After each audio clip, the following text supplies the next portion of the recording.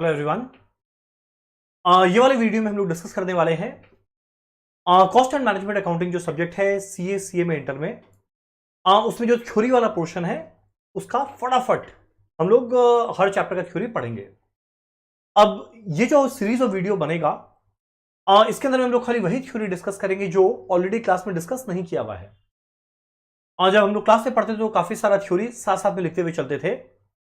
इसके अलावा जो टिपिकल थ्योरी है, जो क्लास में जो थ्योरी पढ़े उसका प्रैक्टिकल में भी एप्लीकेशन रहता था, हम लोग वैसा थ्योरी पढ़े। तो एनीवेज जब आप लोग रिवाइज करेंगे तो आप लोग पेज जब फ्लिप थ्रू करेंगे एनीवेज आप लोग रिवाइज करते हुए चलेंगे। पर इसके अलावा और बहुत सारा थ्योरी होता है जो थ्योरेटिकल कंसेप्ट है जिसका प्रैक्टिकल क्वेश्चन करने के दौरान कोई एप्लीकेशन नहीं होता है। उस तरह के थ्योरी को ऑब्वियस बात एग्जाम में पूछा जाता है। सीए में तो देखो ऑप्शनल क्वेश्चन रहता है, कोई चाहे तो अटेम्प्ट करे कोई चाहे तो छोड़ दे। पर सीएमए के अंदर में जो एमसीक्यू है, ट्रू फॉल्स है, मैच द फॉलोइंग है, एमसीक्यू ये सब जो हो गया, फिल इन द ब्लैंक्स हुआ, ये सब के अंदर में उस थ्योरी का एप्लीकेशन लगता है। तो एनीवेज हम लोग स्टार्ट करते हैं थ्योरी का ये रिवीजन सीरीज, रिवीजन नहीं बोलेंगे, थ्योरी का सीरीज वापस से हम रिपीट कर रहा है। हम लोग ये क्लास में वैसा थ्योरी डिस्कस करेंगे जो ऑलरेडी हमारा एग्जिस्टिंग प्रैक्टिकल क्लास में डिस्कस नहीं किया हुआ है। जो ऑलरेडी कर लिया वो तो आप लोग एनीवेज आता है। इसके अलावा जो एडिशनल पोर्शन है वो हम लोग डिस्कस करेंगे। डन, चलो स्टार्ट करते हैं। अब ऑब्वियस बात है एक ही क्लास के अंदर में ये सारा का सारा एक ही क्लास के अंदर में सारा का सारा चैप्टर का थ्योरी प्रैक्टिकली पॉसिबल नहीं है कर पाना, तो यहां पे हम लोग चैप्टर वाइज इसको तोड़ तोड़ के करेंगे। डन, चलो स्टार्ट करते हैं।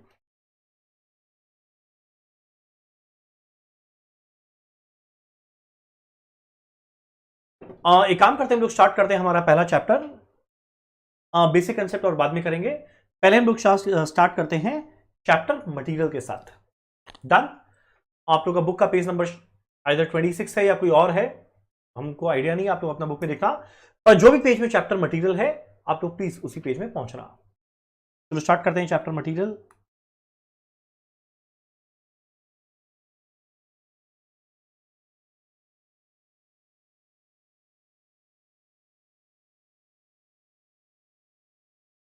आप देखो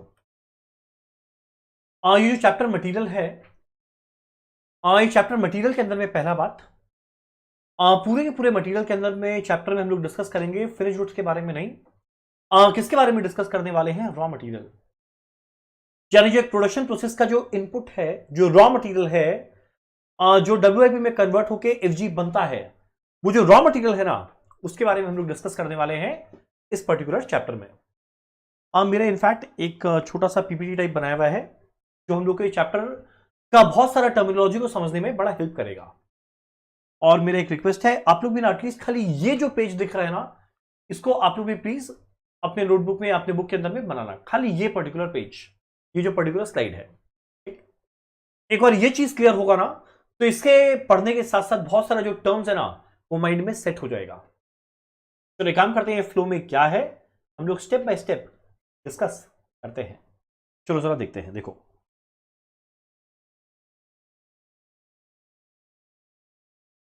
देखो सबसे पहला बात आप लोगों को जो पता होना चाहिए कि कंपनी के अंदर में डिपार्टमेंट है पहला, कौन सा? Store department. स्टोर डिपार्टमेंट का काम क्या है? रॉ मटेरियल को अपने पास जब परचेज करेगा तो रिसीव करना, उसके बाद इसको ढंग से अपने पास रखना, और जब यूजर डिपार्टमेंट को जरूरत पड़ेगा उसको ये देना। ये उसका काम है। पहला रिसीव कर, अगला स्टोर कर, अगला इशू कर। करेक्ट? अब ऐसा है, ये था पहला स्टोर डिपार्टमेंट। अब हमारा अगला क्वेश्चन उठता है, जो मटेरियल रहेगा ये मटेरियल को यूज कौन सा डिपार्टमेंट करेगा? एक और फैक्ट्री को इमेजिन करना, फैक्ट्री के अंदर में मेन दो तरह का डिपार्टमेंट होता है, एक प्रोडक्शन डिपार्टमेंट, और अगला जो इसको असिस्ट करने वाला है वो कौन सा है? Service department. यानी जो मटेरियल है उसको यूज कौन सा डिपार्टमेंट करेगा? Production department and service department. पर यूज करने के पहले यूज करेगा तो यूज करने के लिए चाहिएगा मटेरियल, ये मटेरियल किस डिपार्टमेंट से मांगेगा? Stores department. ठीक है ना? यहां तक एक डिपार्टमेंट है परचेज डिपार्टमेंट।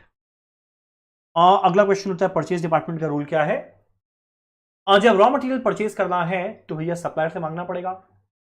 और ये सप्लायर से मांगने का काम ना प्रोडक्शन डिपार्टमेंट करता है, ना सर्विस डिपार्टमेंट करता है, ना स्टोर डिपार्टमेंट। ये जिम्मेदारी किसका होता है? परचेज डिपार्टमेंट का।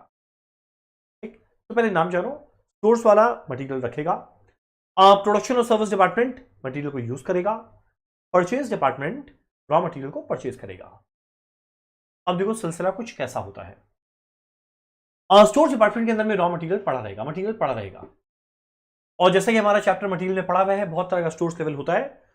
तो मान लो इतना रॉ मटेरियल पड़ा हुआ है, ठीक है। मान लो इतना रॉ मटेरियल पड़ा हुआ है। अब जैसे से प्रोडक्शन डिपार्टमेंट को रॉ मटेरियल की जरूरत पड़ेगा, वो क्या करेगा? मटेरियल को थोड़ा थोड़ा निकालेगा। वो पूरा ही निकाल दिया एक साथ।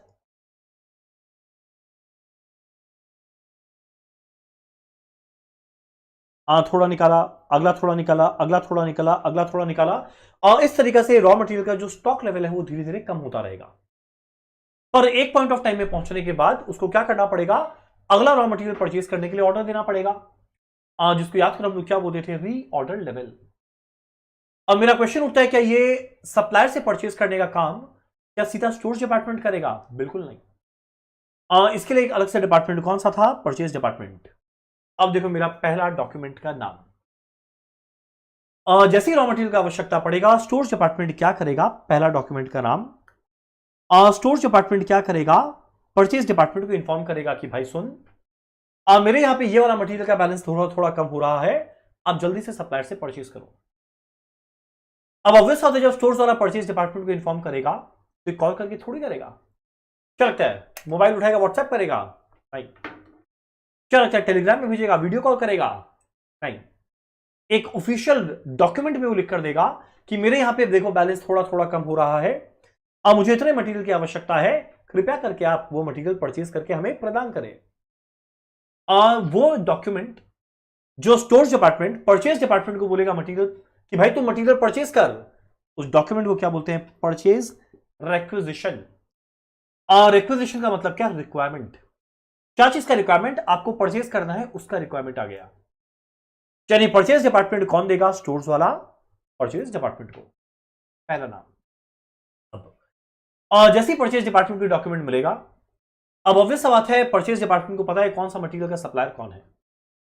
3-4 सप्लायर होते हैं। वो क्या करेगा? सबसे पहले रिक्वेस्ट करेगा फॉर कोटेशन। यहां सीधा कोटेशन आ गया, पर ये लोग को बोलेगा आरएफक्यू। आरएफक्यू का फुल फॉर्म क्या होता है? Request for quotation. यार इनको रिक्वेस्ट करेगा, देखो भाई मुझे मटेरियल चाहिए, आप प्लीज मुझे कोटेशन दो कि आप इतना क्वांटिटी किस रेट में दोगे, क्या ट्रेड डिस्काउंट है, क्या कैश डिस्काउंट है, क्या लीड टाइम है, कौन सा क्वालिटी दोगे, ये सारा का सारा चीज। अब जैसे ही उनको ये रिक्वेस्ट मतलब रिक्वेस्ट फॉर कोटेशन किया जाएगा, हर एक सप्लायर क्या करेगा? अपना अपना कोटेशन प्रोवाइड करेगा। तो देखो यहां पे अगले स्टेप में कोटेशन आया। कोटेशन में वो सारा टर्म्स एंड कंडीशन रहेगा। क्वेश्चन उठता है कौन सा टर्म्स एंड कंडीशन रहने वाला है? पहला प्राइस, अगला क्वालिटी, अगला लीड टाइम, अगला डिस्काउंट,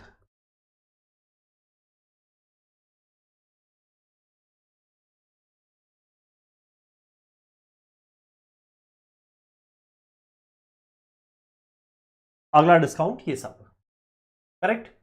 तो ये सारा सारा टर्म्स एंड कंडीशंस सप्लायर अपने कोटेशन में लिखकर देगा। उसके बाद परचेज डिपार्टमेंट क्या करेगा? सारे के सारे टर्म्स एंड कंडीशंस को ढंग से देखेगा। प्रोडक्शन डिपार्टमेंट का हेल्प लेगा, क्योंकि भाई प्रोडक्शन डिपार्टमेंट को यूज करना है, तो क्वालिटी वो बताएगा।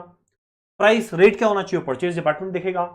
कितना जल्दी पहुंचना चाहिए? वो स्टोर डिपार्टमेंट देखेगा। तो सब मिलके एनालिसिस करेंगे कि हम लोग को फाइनली किस सप्लायर को से परचेज करना है। मान लो mister X, mister Y, mister Z, 3 लोग से कोटेशन आया था, और फाइनली मान लो कौन सबसे बढ़िया निकला? मान लो मिस्टर एक्स।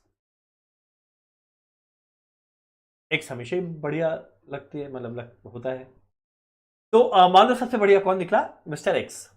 अब जैसे मिस्टर एक्स का सिलेक्शन हुआ, तो भैया मिस्टर एक्स को बताना पड़ेगा ना कि हाँ आपका सिलेक्शन हो गया। तो कॉल में नहीं बताएंगे, उसके एक ऑफिशियल डॉक्यूमेंट देंगे, उसको क्या बोलते हैं? Purchase order. यानी परचेज कर रहे हैं, उसको ऑर्डर दिया, मैं तेरे से परचेज कर रहा हूं, मुझे मटेरियल देना। क्लियर है यहां तक? तो पहला स्टोर्स वाला परचेज डिपार्टमेंट को परचेज रिक्वेजिशन दिया, उसके बाद रिक्वेस्ट फॉर कोटेशन किया, कोटेशन आया, परचेज ऑर्डर दिया, मिल गया परचेज ऑर्डर। अब परचेज ऑर्डर देने के बाद हमारा सप्लायर का ड्यूटी बनता है कि जितना लीड टाइम वो बोला था, मान लो 3 वीक 4 वीक या 1 महीना 2 महीना, जो बोला, I don't know, I don't care, जितना लीड टाइम है उस लीड टाइम को खत्म होने के बाद, के लीड टाइम खत्म होने के अंदर वो अपने मटेरियल को पहुंचाए कहां पे, फैक्ट्री तक। अब ये परचेज डिपार्टमेंट को थोड़ी देगा, परचेज डिपार्टमेंट हेड ऑफिस में बैठा हुआ, लेकर क्या करेगा, मटेरियल का यूज होगा फैक्ट्री में, तो देखो सप्लायर क्या करेगा, सीधा ये मटेरियल किसको देगा, डिस्पैच करेगा material with in lead time, किसको, स्टोर्स डिपार्टमेंट। यहां पे पहुंचा मटेरियल, मटेरियल पहुंचने के बाद स्टोर्स डिपार्टमेंट सबसे पहले क्वालिटी को चेक करेगा, सुपर इंपॉर्टेंट बात, सुपर इंपॉर्टेंट बात, क्वालिटी को चेक करेगा, और क्वालिटी से अगर मान लो ये सेटिस्फाइड रहता है, अब उसके बाद ये एक डॉक्यूमेंट बनाएगा जिसका नाम है GRN। आप लोग बोलेंगे GRN क्या है, GRN का फुल फॉर्म क्या है, गुड्स रिसिप्ट नोट। गुड्स को रिसीव किया, इसका एक नोट, एक डॉक्यूमेंट में एंट्री होगा, तो ये जब गुड्स को रिसीव किया, ये एंट्री क्या करेगा, GRN। वेट, एक चीज पढ़ी थी स्टोर्स लेजर, जहां पे बहुत सारा कॉलम बनता था, याद करो, रिसिप्ट के अंदर में आता था डेट, सॉरी डेट तो पहले आ गया, रिसिप्ट में आता था क्वांटिटी रेट अमाउंट, उसके पहले GRN। GRN क्या है, जब मटेरियल रिसीव कर रहे हैं तो एक डॉक्यूमेंट में एंट्री होगा, क्या नाम रहेगा, GRN। जैसे ही पहुंचा, स्टोर डिपार्टमेंट उसको अपने पास रख लिया, अब रख लिया, अब उसके बाद मटेरियल तो आ गया, पर भाई ये मटेरियल को यूज कौन करने वाला है, प्रोडक्शन डिपार्टमेंट, सर्विस डिपार्टमेंट, और वापस से कोई काम फोन कॉल के द्वारा नहीं होता, एक रिटन डॉक्यूमेंट के द्वारा होता है। अब जब प्रोडक्शन डिपार्टमेंट, सर्विस डिपार्टमेंट को ऐसे मटेरियल की आवश्यकता होगी, वो क्या करेगा, स्टोर डिपार्टमेंट से मांगेगा, और जब स्टोर डिपार्टमेंट से मांगेगा तब एक डॉक्यूमेंट में लिखकर मांगेगा, जिस डॉक्यूमेंट में लिखकर मांगेगा उस डॉक्यूमेंट का नाम क्या है, material requisition note. Material requisition, requisition माने रिक्वायरमेंट। ये दोनों क्या बोलेंगे, भाई मुझे मटेरियल की रिक्वायरमेंट है, देना देना देना। अब जैसे मटेरियल रिक्विजिशन नोट भेजा जाएगा, स्टोर डिपार्टमेंट क्या करेगा, फाइनली मटेरियल को इशू करेगा। तो ये पूरा का पूरा फ्लो है, ये पूरा सीक्वेंस है, किस तरीका से एक फैक्ट्री के अंदर में मटेरियल का मूवमेंट चलता है। डन? एक और वापस से जल्दी से रिवाइज करते हैं, और यकीन मानो अगर आप लोगों को ये क्लियर है तो आप लोगों को मटेरियल का बहुत सारा थ्योरी क्लियर हो जाएगा। तो ये सारा terms, purchase acquisition, purchase order, GRN, material acquisition note, ये सब क्या है, हम लोग को जानना जरूरी था। ठीक है, वापस से मैं फटाफट पूरा चीज रिपीट करता हूं ताकि आप लोगों को माइंड में सेट हो जाए। होपफुली आप लोग ये बनाए हैं, ज्यादा कुछ बनाने का नहीं, बस ये एक चीज बनाने का है, और माइंड भी एक दो चीज और होगा, बाकी आप लोग के बुक में जो है वो सब है। ठीक है ना, देखो, पहला बात कि मेरा रॉ मटेरियल कहां पड़ा रहेगा, कौन रिसीव करेगा, कौन इशू करेगा, स्टोर डिपार्टमेंट। और ऐसे मटेरियल को यूज कौन करेगा, production department and service department. ये क्या हो गया, production department and service department. अगला, सप्लायर से बात करने का जिम्मेदारी किसका है, इन लोग में किसी का नहीं, किसका है वो जिम्मेदारी, परचेज डिपार्टमेंट का। ठीक, अब स्टोर डिपार्टमेंट में मटेरियल धीरे धीरे कम होता रहेगा, तो जैसे मटेरियल कम होगा, एक लेवल पहुंचने के बाद, रीऑर्डर लेवल पहुंचने के समय, ये तुरंत परचेज डिपार्टमेंट को इन्फॉर्म करेगा, भाई परचेज डिपार्टमेंट मटेरियल दे। अब जब ये इन्फॉर्म करेगा तो उसको बोलेगा, भाई तुमको परचेज करना है, नाम क्या होगा, परचेज रिक्विजिशन। और जैसे इसको मिलेगा, परचेज डिपार्टमेंट सप्लायर से रिक्वेस्ट फॉर कोटेशन करेगा, रिक्वेस्ट फॉर कोटेशन। और जैसे सप्लायर के पास रिक्वेस्ट फॉर कोटेशन आएगा, सप्लायर क्या करेगा, कोटेशन देगा। देखो कोटेशन मिला इनको। पूरा एनालिसिस करने के बाद जो बेस्ट है उसको परचेज डिपार्टमेंट क्या करेगा, सप्लायर को परचेज ऑर्डर देगा। ऑर्डर देगा, ओए उससे परचेज कर रहे हैं। जैसे उसको परचेज ऑर्डर मिला, अब लीड टाइम है मान लो 2 वीक का, 2 वीक के अंदर ये क्या करेगा, गुड्स को डिस्पैच करेगा। कहां पे, स्टोर्स में। और सबसे पहले स्टोर डिपार्टमेंट क्या करेगा, क्वालिटी को चेक करेगा, और उसके बाद एक डॉक्यूमेंट में एंट्री करेगा जिसका नाम क्या है, GRN, goods receipt note. Clear है, यहां तक गुड्स रिसिप्ट नोट हो गया। अब मटेरियल पहुंच चुका है स्टोरेज डिपार्टमेंट। अब उसके बाद प्रोडक्शन डिपार्टमेंट, सर्विस डिपार्टमेंट को जब भी मटेरियल की आवश्यकता होगी, वो लोग क्या करेंगे, मटेरियल रिक्विजिशन नोट भेजेगा। मटेरियल चाहिए ना, रिक्वायरमेंट है ना, क्या नाम है, material requisition note, MRN, material requisition note. जैसे इसको मिलेगा ये मटेरियल इशू करेगा ये दोनों डिपार्टमेंट को, वापस से धीरे धीरे बैलेंस कम होगा, वापस से पूरा का पूरा साइकिल रिपीट होगा। डन। आई थिंक हम लोग ने बहुत डिटेल में इस चीज को डिस्कस किया। आप लोग प्लीज, ये रिक्वेस्ट है, ये एक आप लोग जरूर अपने नोटबुक में बनाना। चलो, जो आप लोग की बुक में ऑलरेडी बनाया हुआ है वो उतना मजेदार नहीं है, तो आप लोग प्लीज बनाना।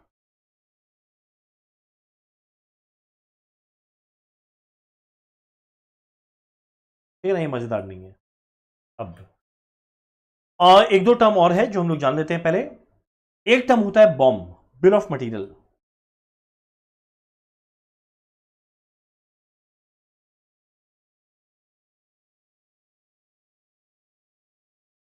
एनीवेज हम लोग सीधा बुक से पढ़ लेते हैं, जरूरत नहीं है सबका। देखो, इसको शॉर्ट में बोलते हैं बॉम्ब। तुम बोल रहे कौन सा बॉम्ब, मेरे को डर लग रहा है। या बॉम्ब मतलब क्या है, सॉरी फुल फॉर्म क्या है, बिल ऑफ मटेरियल। इसका मतलब क्या, देख, जब प्रोडक्शन हो रहा है, ये प्रोडक्शन करने का जिम्मेदारी किसका है, प्रोडक्शन डिपार्टमेंट का। अब भैया प्रोडक्शन डिपार्टमेंट को जो चीज बनाना है, उसको बनाने के लिए बहुत सारा रॉ मटेरियल मिलाकर बनेगा। तब एग्जैक्ट कौन सी चीज का कितना कितना प्रोपोर्शन मिलाना है वो उसको पता होना चाहिए।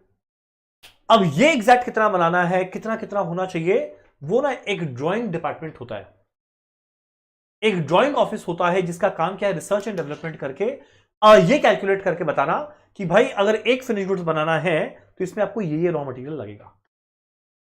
जैसे अगर आप लोग घर में कभी खाना बनाए हैं, तो घर में खाना बनाने के समय जो लोग एक्सपीरियंस्ड खिलाड़ी वो लोग अलग बात है, पर जो पहली बार बनाता है ना, वो जरूर देखते हैं रेसिपी क्या है, जरूर देखते हैं रेसिपी क्या है, और उसमें लिखा रहता है ना कि 1 किलो नमक डालो, सॉरी मतलब कुछ नमक डालो, कुछ ये डालो, ये सब मतलब हमको आता नहीं है, कुछ ना कुछ ये सब मिला जुला के बनाकर एक प्रोडक्ट बना। तो जैसा उनका जो रेसिपी लिखा रहता है ना, सिमिलरली एक फैक्ट्री के अंदर में, फिनिश गुड्स बनाने के लिए क्या क्या रॉ मटेरियल, एग्जैक्ट कितना कितना क्वांटिटी लगेगा, ये एक डॉक्यूमेंट में लिख कर देता है। ये कौन लिख कर दे रहा है, वो डिपार्टमेंट जिसने रिसर्च के द्वारा ये निकाला है कि अगर इतना इतना चीज मिक्स करके बनाएंगे ना तो मेरा फिनिश गुड्स एकदम A1 क्वालिटी का बनेगा। उस चीज को, उस डॉक्यूमेंट को जहां पे सब कुछ लिखा हुआ है, उसको हम लोग क्या बोलते हैं, bomb, bill of material, bill of material. अब बिल ऑफ मटेरियल ये मत समझना मटेरियल खरीद उसका बिल आया। बिल ऑफ मटेरियल मतलब क्या, कि एक कंप्लीट शेड्यूल है कि एक पर्टिकुलर चीज को बनाने के लिए एग्जैक्ट कितना कितना रॉ मटेरियल लगने वाला है। इसको होते हैं ब्लूप्रिंट। ब्लूप्रिंट मतलब पता है क्या होता है, मान लो एक तो रेसिडेंशियल कॉम्प्लेक्स बनाना है बहुत बड़ा सारा, तब ऑब्वियस होता है इंजीनियर लोग मिलके ऐसे तो शुरू करेंगे नहीं, चलिए काम करते हैं ईंटा लगा लगा के देखते हैं, जहां समझ में नहीं आया ईंटा तोड़ देंगे। पहले एक मैप तैयार होता है, उसको बोलते हैं ब्लूप्रिंट, यानी क्या होने वाला एक लेआउट तैयार किया जाता है। सिमिलरली ये लेआउट कौन तैयार करता है, ड्राइंग ऑफिस। अब ये जो बिल ऑफ मटेरियल है ना, ये इसमें छोटा से छोटा बात लिखा रहेगा, यानी जो नट्स बोल्ट्स कितना होता है ना, वो तक उस हद तक लिखा रहता है कि एग्जैक्ट क्या क्या चीज कितना लगने वाला है।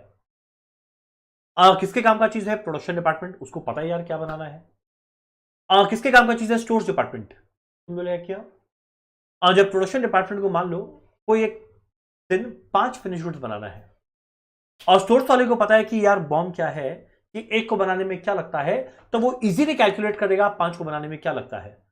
उसको पता रहेगा ना कि कितना कितना मटेरियल इशू करना है। अगर वो ज्यादा कम मांगा तो तुरंत क्रॉस चेक हो पाएगा। अगला जो कॉस्टिंग डिपार्टमेंट उसमें बड़ा हेल्प करेगा कि उसको एग्जैक्ट पता रहेगा एक फिनिश गुड को बनाने में कितना कितना मटेरियल लगा, रेट उसे पता है, तो क्वांटिटी को रेट से मल्टीप्लाई करके क्या मिल जाएगा अमाउंट। तो ये कैसे पॉसिबल हो पाता है, बॉम्ब के द्वारा। तो एक काम करते हैं, जरा देखते हैं बॉम्ब क्या है, देखते हैं। बिल ऑफ मटेरियल क्या है, is a complete schedule of part and material required for a particular order। और ये कौन बनाया है, ड्राइंग ऑफिस बनाया है। ये एक तरह का क्या है, ब्लूप्रिंट और ड्राइंग्स। सिंपल सिंपल बात।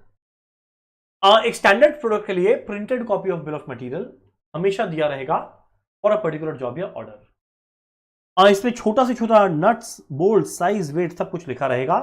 क्वेश्चन उठता है इसका यूज किसके लिए है, स्टोर्स डिपार्टमेंट के लिए, मटेरियल को इश्यू करने के समय।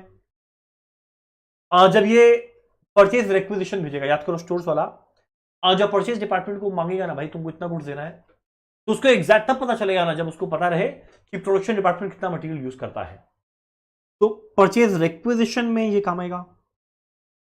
अगला टोटल मटेरियल रिक्वायरमेंट क्या है वो कैलकुलेट करने में काम आएगा। अगला एक क्रॉस चेक करने में काम आएगा कितना मटेरियल वो मांग रहा है। Very easy. अब देखो मेरा एक रिक्वेस्ट है, ये थ्योरी को वर्ड टू वर्ड रटने मत बैठ जाना। आप लोग को बस खाली समझ में आना चाहिए होता क्या है, पूरी अपने वर्ड्स में खाली कंसेप्चुअली करेक्ट होना चाहिए, वैसे लिखना है। Thank you. चलो आगे। अगला मेरा किसको ये हेल्प करने वाला है, तो देखो पहला किसको हेल्प किया, स्टोर्स डिपार्टमेंट। अगला किसको करेगा, कॉस्टिंग डिपार्टमेंट। कारण क्या, जब कॉस्टिंग डिपार्टमेंट को बजट बनाना है, याद करो बजट चैप्टर पढ़े थे, तो उसमें मटेरियल क्या लगेगा वो आराम से निकाल लेगा अगर उसके पास बॉम्ब है, क्योंकि प्रोडक्शन डिपार्टमेंट बताएगा कितना प्रोडक्शन करना है और उसको यह पता है कि एक प्रोडक्शन करने में कितना मटेरियल लगता है, तो भाई जितना बनाना है उसके लिए मटेरियल क्या लगेगा उसे पता है, आराम से मल्टीप्लाई करेगा, उसको तुरंत क्या मिल जाएगा, कितना रॉ मटेरियल उसको यूज करना है। तो पहला बजट बनाने में काम आएगा। अब एक और बजट बन गया और अगर मान लो एक्चुअल में ज्यादा या कम लगा, तो जो वेरिएंसेस आया ना, वेरिएंसेस उसको ये कैलकुलेट आराम से कर पाएगा। तो मटेरियल वेरिएंसेस ये कैलकुलेट कर पाएगा ताकि अगर एक्सेस खर्चा लग रहा है वो कंट्रोल हो पाए। लॉजिकल बात। तीसरा किसको हेल्प करेगा, प्रोडक्शन डिपार्टमेंट, कि भाई कितना मटेरियल यूज करना है वो आराम से हो पाएगा और बिना कोई वेस्टेज किए टाइम सेव करेगा कि कितना कितना मटेरियल रिक्वायरमेंट रहेगा। तो ये हमारा एक बड़ा इंपॉर्टेंट डॉक्यूमेंट है बॉम, जो कंप्लीट शेड्यूल है पार्ट्स एंड मटेरियल का कौन बनाया, ड्राइंग ऑफिस। नट, बोल्ट, साइज, वेट, छोटा से छोटा इंफॉर्मेशन लिखा रहेगा। तीन डिपार्टमेंट को हेल्प करेगा, स्टोर डिपार्टमेंट, अगला कॉस्टिंग डिपार्टमेंट, अगला प्रोडक्शन डिपार्टमेंट। चलो आगे बढ़ते हैं। नेक्स्ट हमारा क्या है, मटेरियल रिक्विजिशन नोट। ये वर्ड मटेरियल रिक्विजिशन नोट आप लोगों को याद है या याद दिलाते हैं। मटेरियल रिक्विजिशन नोट, ये देखो देखो, याद करो मटेरियल रिक्विजिशन नोट क्या था। मटेरियल का मुझे रिक्वायरमेंट है ये बताना है। मटेरियल का रिक्वायरमेंट किसको रहेगा, प्रोडक्शन एंड सर्विस डिपार्टमेंट। किससे मांगेगा, स्टोर्स डिपार्टमेंट। तो मेरा मटेरियल रिक्विजिशन नोट क्या है, एक ऐसा डॉक्यूमेंट जो कौन इशू करेगा, यूजर्स। किसको करेगा, स्टोर्स डिपार्टमेंट को। क्या लिखा रहेगा, कितना क्वांटिटी चाहिए, कौन से स्पेसिफिकेशन का, बस ये क्या है मटेरियल रिक्विजिशन नोट। तो काम करते हैं, जरा आते हैं हमारे बुक में क्या लिखा हुआ है, देखो। It is also known as material requisition slip. हाँ चल ठीक है, सिखा मत। ये क्या है, एक authority use to get material issued from stores, यानी स्टोर्स डिपार्टमेंट से मटेरियल इशू करवाना है, इसके लिए ये डॉक्यूमेंट इशू किया जाता है। क्वेश्चन उठता है ये कौन बनाएगा, जिसको यूज करना है। यूज किसको करना है, production department and service department. अब अगला क्वेश्चन उठता है, प्रोडक्शन डिपार्टमेंट एग्जैक्ट कितना मटेरियल इससे मांगेगा, स्टोर्स वाले से। अब वो किस बेसिस पे डिसाइड हो रहा है, याद करो एक वर्ड पढ़े थे बॉम्ब। एक को बनाने में कितना मटेरियल चाहिए, तो जितना इसका बनाने का प्लान है उसके लिए मटेरियल क्या चाहिए, ये बॉम्ब देख के आराम से कैलकुलेट कर सकता है और मटेरियल को विड्रॉ करेगा on the basis of bill of material. तो इवेंचुअली क्या होगा, लास्ट में रिकंसिलिएशन हो पाएगा कि एग्जैक्ट कितना मटेरियल किसको रिक्वायरमेंट है। चलो आगे बढ़ते हैं। अब एग्जाम में कभी कभी पूछता है difference between bill of material and material requisition note. वैसे देखा जाए ना तो ये बहुत ही स्टूपिड डिफरेंस है, दोनों एकदम अलग चीज है। बिल ऑफ मटेरियल भैया ड्राइंग ऑफिस बनाया कि मटेरियल कितना लगना चाहिए। मटेरियल रिक्विजिशन नोट है जो प्रोडक्शन डिपार्टमेंट या सर्विस डिपार्टमेंट स्टोर्स वाले से मांग रहा है प्रोडक्शन करने के लिए। किसके बेसिस पे, ऑब्वियसली बॉम्ब के बेसिस पे। जरा देखते हैं, ये कौन प्रिपेयर किया? Drawing office. ये कौन प्रिपेयर किया? कंज्यूमिंग डिपार्टमेंट, मतलब production department and service department. Bill of material क्या है? Complete schedule of parts and raw material required, ये एक तरह का ब्लूप्रिंट है। जबकि मटेरियल एक्विजिशन नोट क्या? एक ऑथराइजेशन है, एक ऑर्डर है कि भाई स्टोर्स कीपर, स्टोर्स डिपार्टमेंट आप प्रिपेयर करके ये रॉ मटेरियल इशू करे, किसे? हमारे कंज्यूमिंग डिपार्टमेंट को। ठीक, वापस से वही सेम बात, ये कंप्लीट शेड्यूल है ऑफ मटेरियल रिक्वायर्ड। तो बिल ऑफ, पता है, मटेरियल एक्विजिशन नोट को अगर बाई चांस ना देना तब भी काम कभी कभी चल सकता है। अगर बाई चांस प्रोडक्शन डिपार्टमेंट वाले स्टोर्स को ये बोल दे कि मुझे एक गुड्स बनाना मटेरियल दे, क्योंकि स्टोर्स वाले के पास बॉम्ब है, उसको पता है एक के लिए कितना लगता है। यानी मटेरियल एक्विजिशन नोट में डिटेल में ना बोले, बस एक डॉक्यूमेंट में लिख के दे दे, एक मटेरियल, एक एफजी बनाना मटेरियल दे, काम हो जाएगा। यानी material acquisition note can be replaced. पर अगर उल्टा सोचा जाए तो bill of material can not be replaced. अगर मान लो बिल ऑफ मटेरियल नहीं है, अगर मान लो बिल ऑफ मटेरियल ना प्रोडक्शन के पास ना स्टोर्स के पास, तो आइडिया नहीं है मटेरियल लगेगा कितना। तो material acquisition note can not replace, जबकि it can replace stores acquisition. ये क्या चीज निकालने में काम आएगा? हिस्टोरिकल कॉस्ट, ये कोटेशन, ये क्वांटिटेटिव कंट्रोल है, और ये कितना मटेरियल विड्रॉ किया। ठीक है, बकवास बात है। ज्यादा क्लियर है? हमारा अगला टर्म देखो क्या है? Purchase requisition. हमारा अगला टर्म है परचेज रिक्विजिशन। याद करना वो डायग्राम, परचेज रिक्विजिशन यानी परचेज कर, इसका रिक्वायरमेंट कौन किसको भेजेगा?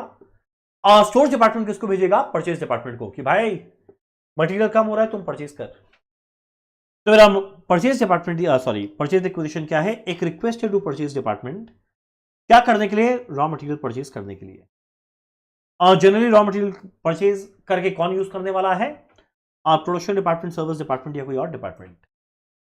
और इसमें एग्जैक्ट बताएगा कौन सा रॉ मटेरियल चाहिए, कितना क्वांटिटी चाहिए, कितने दिनों के अंदर में चाहिए, ये सारा बात। एक कॉपी परचेज डिपार्टमेंट के पास रहेगा, एक कॉपी प्रोडक्शन डिपार्टमेंट के पास रहेगा, एक कॉपी जिसने परचेज एक्विजिशन बनाया यानी स्टोर्स डिपार्टमेंट के पास रहेगा। तो एक परचेज डिपार्टमेंट, एक प्रोडक्शन डिपार्टमेंट हो गया, एक परचेज डिपार्टमेंट हो गया। तीसरा जो इनिशिएट किया यानी कौन रहेगा? Stores department. ये कौन ओरिजिनेट करेगा? Stores department. या अगर मान लो कोई स्पेशल आइटम है ना, तब स्टोर्स वाले बोलेगा भाई नॉर्मली ये तुम नहीं मंगवाता, प्रोडक्शन को बोलेगा तुम सीधा परचेज से मांग। तो in respect of special item production department सीधा मांगेगा। ठीक, परचेज मैनेजर फाइनली क्या करेगा? इसके बेसिस पे क्वालिटी क्वांटिटी स्पेसिफिकेशन के हिसाब से मटेरियल परचेज करेगा। नॉर्मल बात है। देखो अगला टर्म क्या आता है? Request for quotation. याद करो, जैसे ही उसको परचेज एक्विजिशन मिलेगा, अब हमारा परचेज डिपार्टमेंट सप्लायर से कोटेशन मांगेगा, कोटेशन। तो अगले को हम लोग क्या बोलेंगे? Request for quotation. Request for quotation purchase acquisition मिलने के बाद परचेज डिपार्टमेंट का रूल आता है, और वो क्या मांगेगा? क्या खरीदना है, कितना खरीदना है, किससे खरीदना है, किस रेट में खरीदना है, कब वो डिलीवरी देगा, ये सारा का सारा क्वेश्चन का वो आंसर देगा। Request for quotation. चलो ठीक, एक और सबका कोटेशन मिला। कोटेशन मिलने के बाद जिसका बेस्ट आया, जिसका बेस्ट कोटेशन आया हर टर्म्स में, उसको क्या दिया जाएगा? परचेज ऑर्डर, अग्रीमेंट या कॉन्ट्रैक्ट होगा। तो मेरा परचेज डिपार्टमेंट सप्लायर के साथ एक ऑफिशियल कॉन्ट्रैक्ट करेगा, एक फॉर्मल परचेज ऑर्डर देगा, जिसके द्वारा उसमें सब कुछ टर्म्स एंड कंडीशन अग्रीड होगा जो उसको फुलफिल करना है। तो परचेज ऑर्डर क्या है? After deciding best quotation, purchase manager will issue the formal purchase order. किसको देगा? सप्लायर को, कि भाई इस रेट में इतने दिनों में मटेरियल देना है। ठीक, बार बार बोल रहे हैं, रटना नहीं, खाली यह पता होना चाहिए ये डॉक्यूमेंट का बेसिक पर्पस क्या है। बाकी आंसर आप लोग खुद अपने आप लिख पाएंगे। जो पहला जो चार्ट बनाया वो बड़ा काम का था, और वो चार्ट तो खून में है कि जब आईटीसी के फैक्ट्री में थे, तो आईटीसी के फैक्ट्री में थे, तो भैया जब फैक्ट्री में था तो ऑब्वियस सा बात है, मेरे को मतलब ऑब्वियस सा बात है, ये काम हम लोग करना पड़ता था, तो इसके बारे में आइडिया था। अगला है परचेज ऑर्डर दिए। अब डिलीवरी पीरियड जब लीड टाइम खत्म होगा वो क्या करेगा, डिलीवरी देगा। किसको देगा, स्टोर डिपार्टमेंट। और याद करना, स्टोर डिपार्टमेंट सबसे पहले क्वालिटी चेक करेगा और उसका जैसे गुड्स को रिसीव करेगा वो क्या डॉक्यूमेंट बनाएगा, GRN। तो देखो हमारा अगला डॉक्यूमेंट का नाम क्या है, GRN। यानी जब हर चीज इज इन ऑर्डर यानी क्वालिटी सही है, सुटेबल फॉर एक्सेप्टेंस है, तो जो रिसीविंग डिपार्टमेंट है यानी जो स्टोर डिपार्टमेंट है वो प्रिपेयर करेगा मटेरियल इनवर्ड नोट या GRN। एक कॉपी परचेज को भेज दिया जाएगा, एक स्टोर अपने पास रखेगा, एक रिसीविंग डिपार्टमेंट, एक अकाउंटिंग डिपार्टमेंट। इतना प्रैक्टिकल हम लोगों को रटना नहीं। डन। चलो देखो हम लोग का सारा टर्म क्लियर। पहला था परचेज एक्विजिशन, स्टोर्स परचेज को बोला भाई परचेज कर। रिक्वेस्ट फॉर कोटेशन, सप्लायर से मांगा, कोटेशन दिया, बाद में परचेज ऑर्डर दिया। लीड टाइम के बाद गुड्स मिलेगा, क्वालिटी चेक एंड GRN। जब प्रोडक्शन डिपार्टमेंट सर्विस डिपार्टमेंट को मटेरियल चाहिए, मटेरियल एक्विजिशन नोट।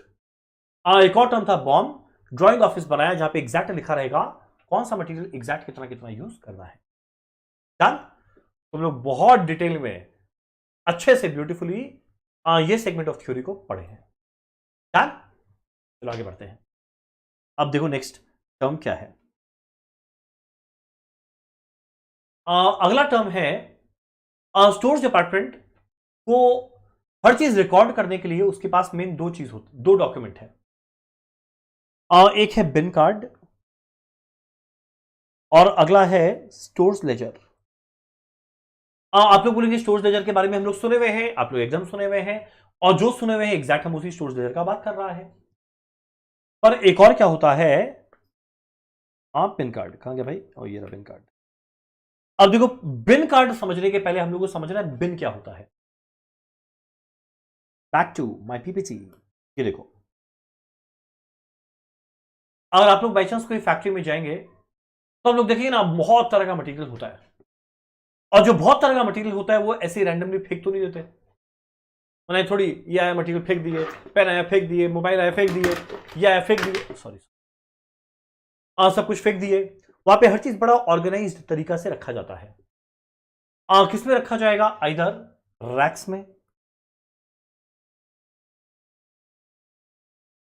देखो हर एक रैक, या बिन्स में, बिन्स या रैक्स में रखा जाएगा। अब अगर आप लोग ध्यान देगा ना तो देखो हर एक बिन या रैक के ऊपर में ना देखो एक कागज का टुकड़ा है, दिख रहा है, ये दिख रहा है, दिख रहा है, आंख खोल के देख, आंख खोल के देख, दिख रहा है।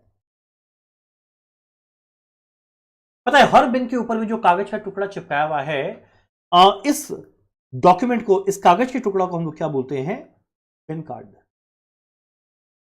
आप लोग बोलेंगे इस बिन कार्ड में क्या होता है, इस कागज के टुकड़े में क्या लिखा हुआ है। पहला, वो मटेरियल का नाम क्या है। अगला लिखा रहता है कितना मटेरियल ऑलरेडी बिन में पड़ा है। मान लो एग्जाम्पल देते हैं, मटेरियल का नाम है, मान लो टोबैको, नहीं tobacco is injurious to health, इसको हटा। मान लो क्या है, स्ट्रॉबेरी।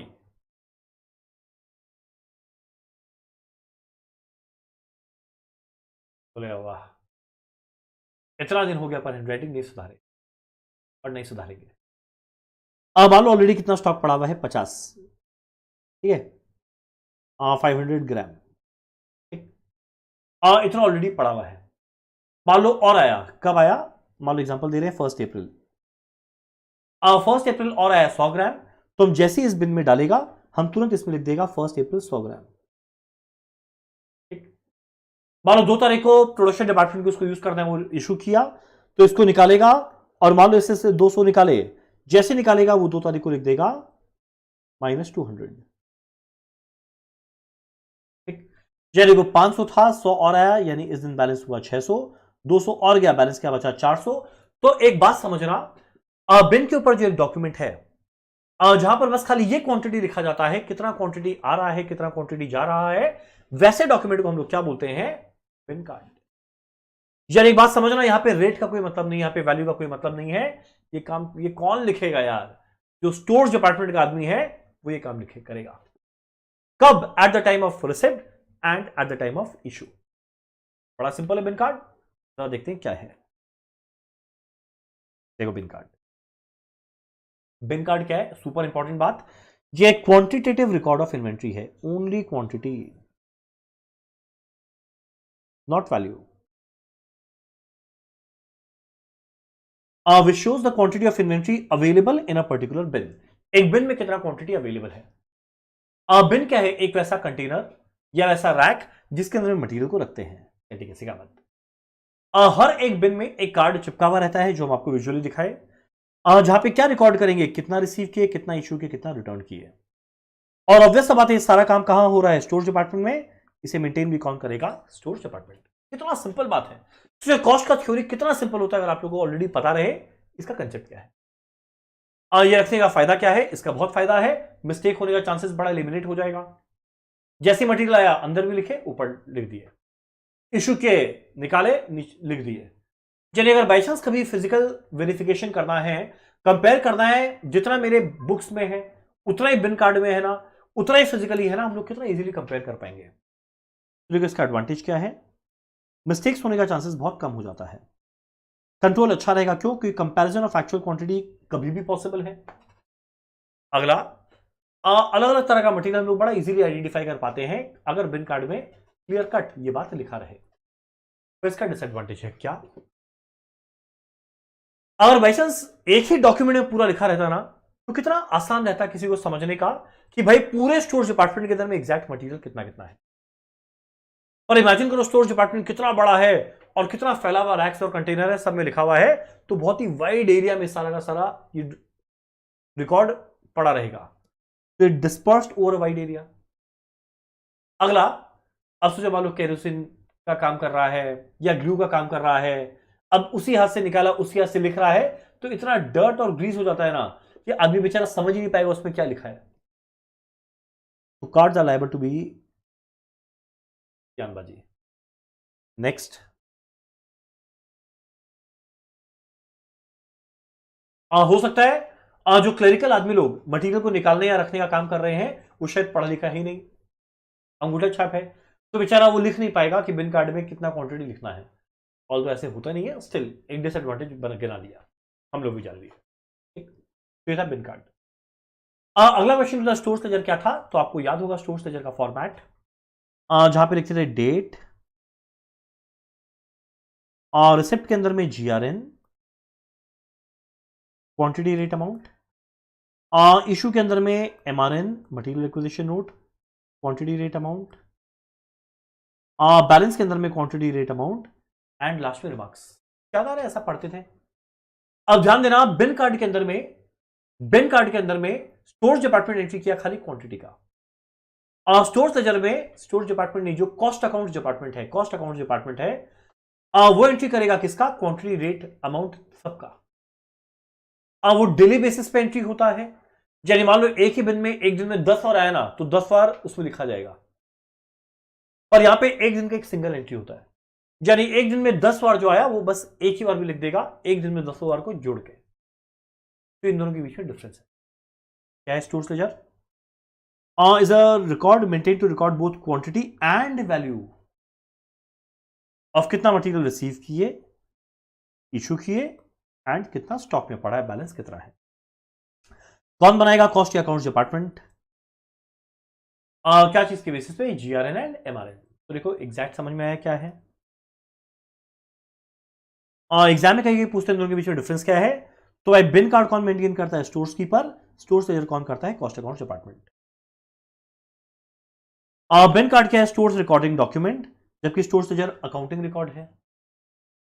बिन कार्ड में खाली क्वांटिटी आया, जबकि स्टोर्स लेजर में क्वांटिटी वैल्यू दोनों आया। बिन कार्ड में जैसी ट्रांजैक्शन हुआ तुरंत एंट्री हुआ, जबकि स्टोर्स लेजर में ट्रांजैक्शन के बाद एंट्री हुआ। ये बकवास बात है, काट देना। बिन कार्ड हर एक ट्रांजैक्शन को रिकॉर्ड करता है अलग से, जबकि स्टोर्स लेजर में एक दिन का एक सिंगल ट्रांजैक्शन। तो जो डिस्कस किया एग्जैक्ट वही था। तो ये था हमारा बिन कार्ड एंड स्टोर्स लेजर। तो देखो ये सब टिपिकल थ्योरी है। आगे बढ़ते हैं, और नेक्स्ट हमारा क्या है, ईओक्यू। वेल, ईओक्यू के बारे में अब वापस नहीं पढ़ेंगे, बहुत डिटेल में पढ़े थे आज जब ईओक्यू पढ़े थे। पूरा एक अच्छा खासा 2-2.5 पेज का नोट था, पूरे ग्राफ बना के हम लोग ड्राइव किए थे फॉर्मूला, हम रिपीट नहीं कर रहा है। खाली एक बात, ईओक्यू वो क्वांटिटी था जहां मेरा टोटल कॉस्ट क्या आएगा, मिनिमम। एग्जाम में कभी कभी पूछता है ईओक्यू फॉर्म का अजम्पशन क्या है। ईओक्यू का फॉर्मूला किसका दिया हुआ था, विलियम जे बॉमल। तो एग्जाम में कभी कभी पूछता है इसका अजम्पशन क्या है। आप सुनो, कभी भी कोई भी अजम्पशन पूछे उसका फॉर्मूला याद करना। हम श्योर है आप लोग को ईओक्यू का फॉर्मूला याद होगा, क्या था, √/2AO डिवाइडेड बाई सी। अब जो जो चीज इस फॉर्मूला के अंदर में आया ना, वो सारा कांस्टेंट है, वही उसका अजम्पशन है। इतना इजी याद करना। यानी पहला अजम्पशन क्या है, annual requirement of raw material is constant, पहले से पता है।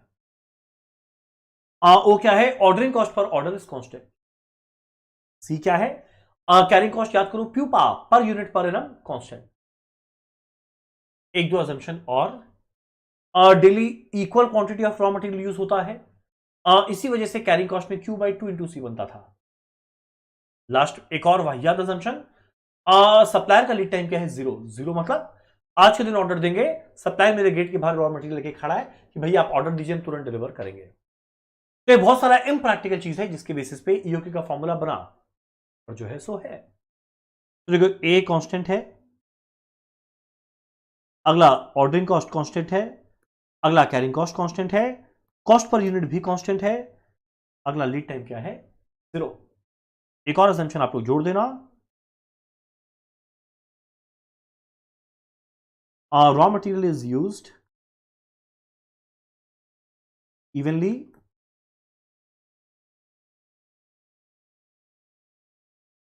Through out the year. Raw material is used evenly through out the year, ये एक और असेंशन है हमारे यूक्यू के फॉर्मूला का। डन, चलो यूक्यू हम लोग को पता था, ये कुछ नया नहीं जाने। हमारा अगला टॉपिक बड़ा अच्छा टॉपिक है, ये कौन सा है, जेट, जस्ट इन टाइम। देखो ये नाम खुद बता रहा है जस्ट इन टाइम, और ये बताने का क्या है, ये तो आप लोग को आता है, आप लोग रियल लाइफ पे फॉलो करते हैं, जब जरूरत है बस उसी समय पढ़ते हैं जस्ट इन टाइम, या कुछ लोग तो उसके बाद पढ़ते हैं। जस्ट इन टाइम क्या है, इसको हम लोग ढंग से समझते हैं। आप लोग चाहो तो ये एक और डायग्राम, ये जो हम समझाएगा ना, ये नीचे, ये आप लोग चाहो तो एक ड्रॉ कर सकते हैं, ठीक है ना। देखो जस्ट इन टाइम क्या है, जस्ट इन टाइम सबसे पहले इसका कंसेप्ट ऐसा है कि इसका ऑब्जेक्टिव क्या चल रहा है ना, कि जो रॉ मटेरियल और एनर्जी का स्टॉक है, उसको अपने फैक्ट्री या गोडाउन या वेयरहाउस में कम से कम रखना है। क्यों, कम से कम रखने का फायदा क्या होगा, कैरिंग कॉस्ट बचेगा। कैरिंग कॉस्ट में क्या आता था, याद करो, कैरिंग कॉस्ट में क्या आता था, सबसे पहले रेंट का खर्चा, अगर दुनिया भर का क्वांटिटी रखे, दुनिया भर का स्टोरेज कॉस्ट लगेगा, अगला इंश्योरेंस का खर्चा, अगला इंटरेस्ट का खर्चा, अगला रिस्क ऑफ डैमेजेस, ये सब कम होगा, ऑब्सोलेंस कम होगा। तो उद्देश्य क्या है, कम से कम स्टॉक रखना, जब जो चीज का जरूरत है बस उसी समय उसको ऑर्डर कर, जस्ट इन टाइम। ये कैसे ऑपरेट करता है, बैक फ्लशिंग मेथड से, पुल मेथड से, पुल कैसे, मान लो कस्टमर से एक ऑर्डर आया, अब समझो इस स्टोरी को, मान लो कस्टमर से ऑर्डर आया, कस्टमर क्या बोला, भाई सुन मेरे को 30 अप्रैल तक डिलीवरी चाहिए।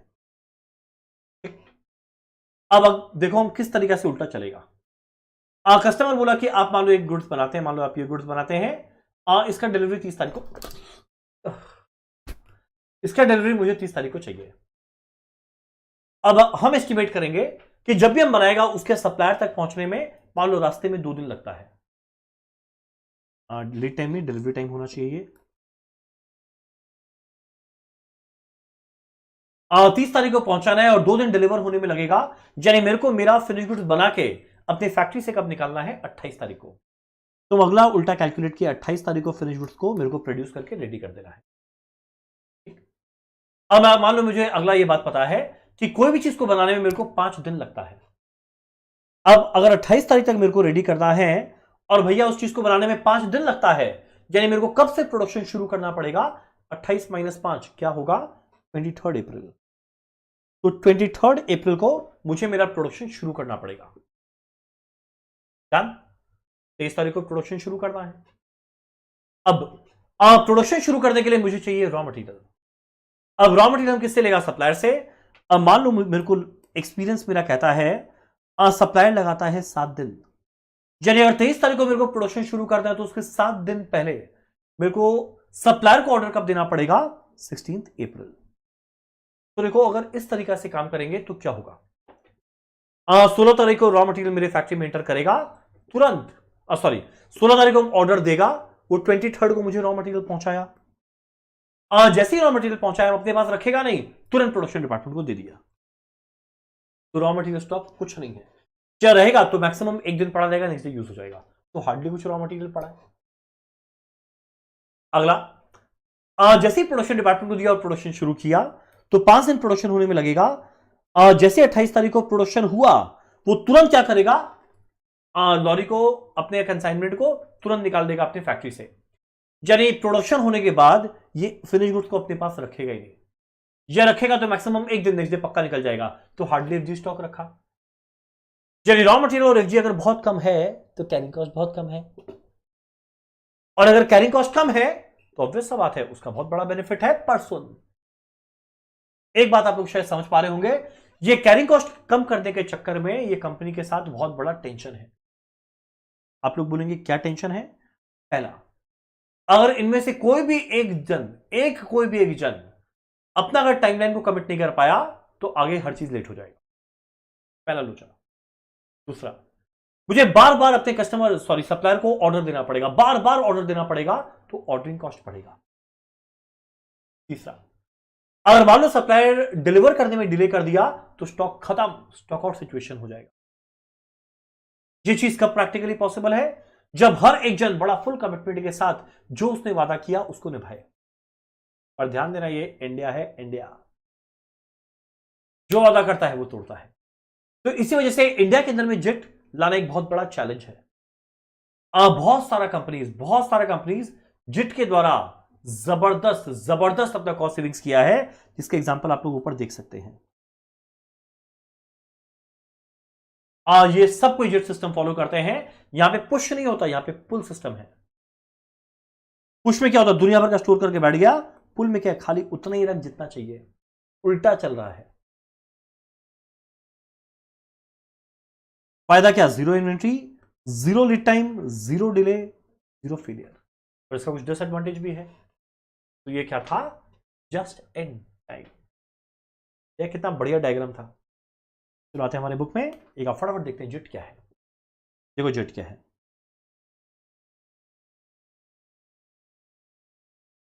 जेट क्या है? Purchase of goods of material such that delivery कब होगा? इमीडिएटली, जस्ट यूज करने के पहले।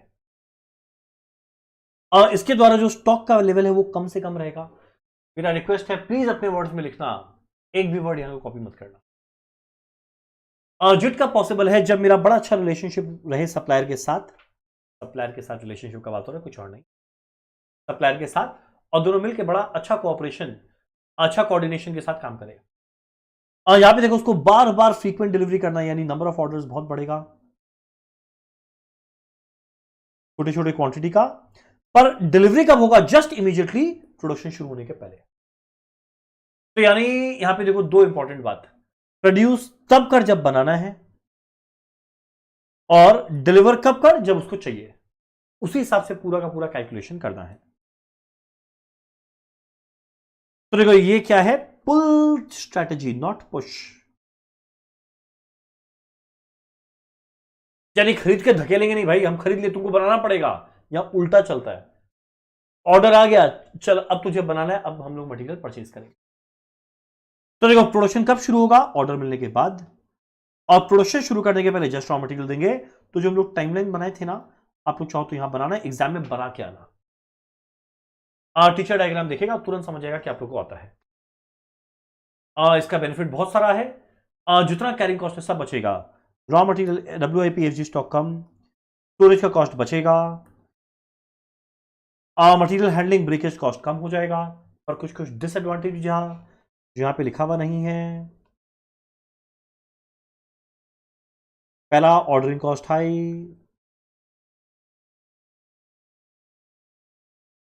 अगला, स्टॉक आउट का चांस है। मेन ये दो डिसएडवांटेज, ठीक है ना। ये हम लोग पढ़े just in time, jet.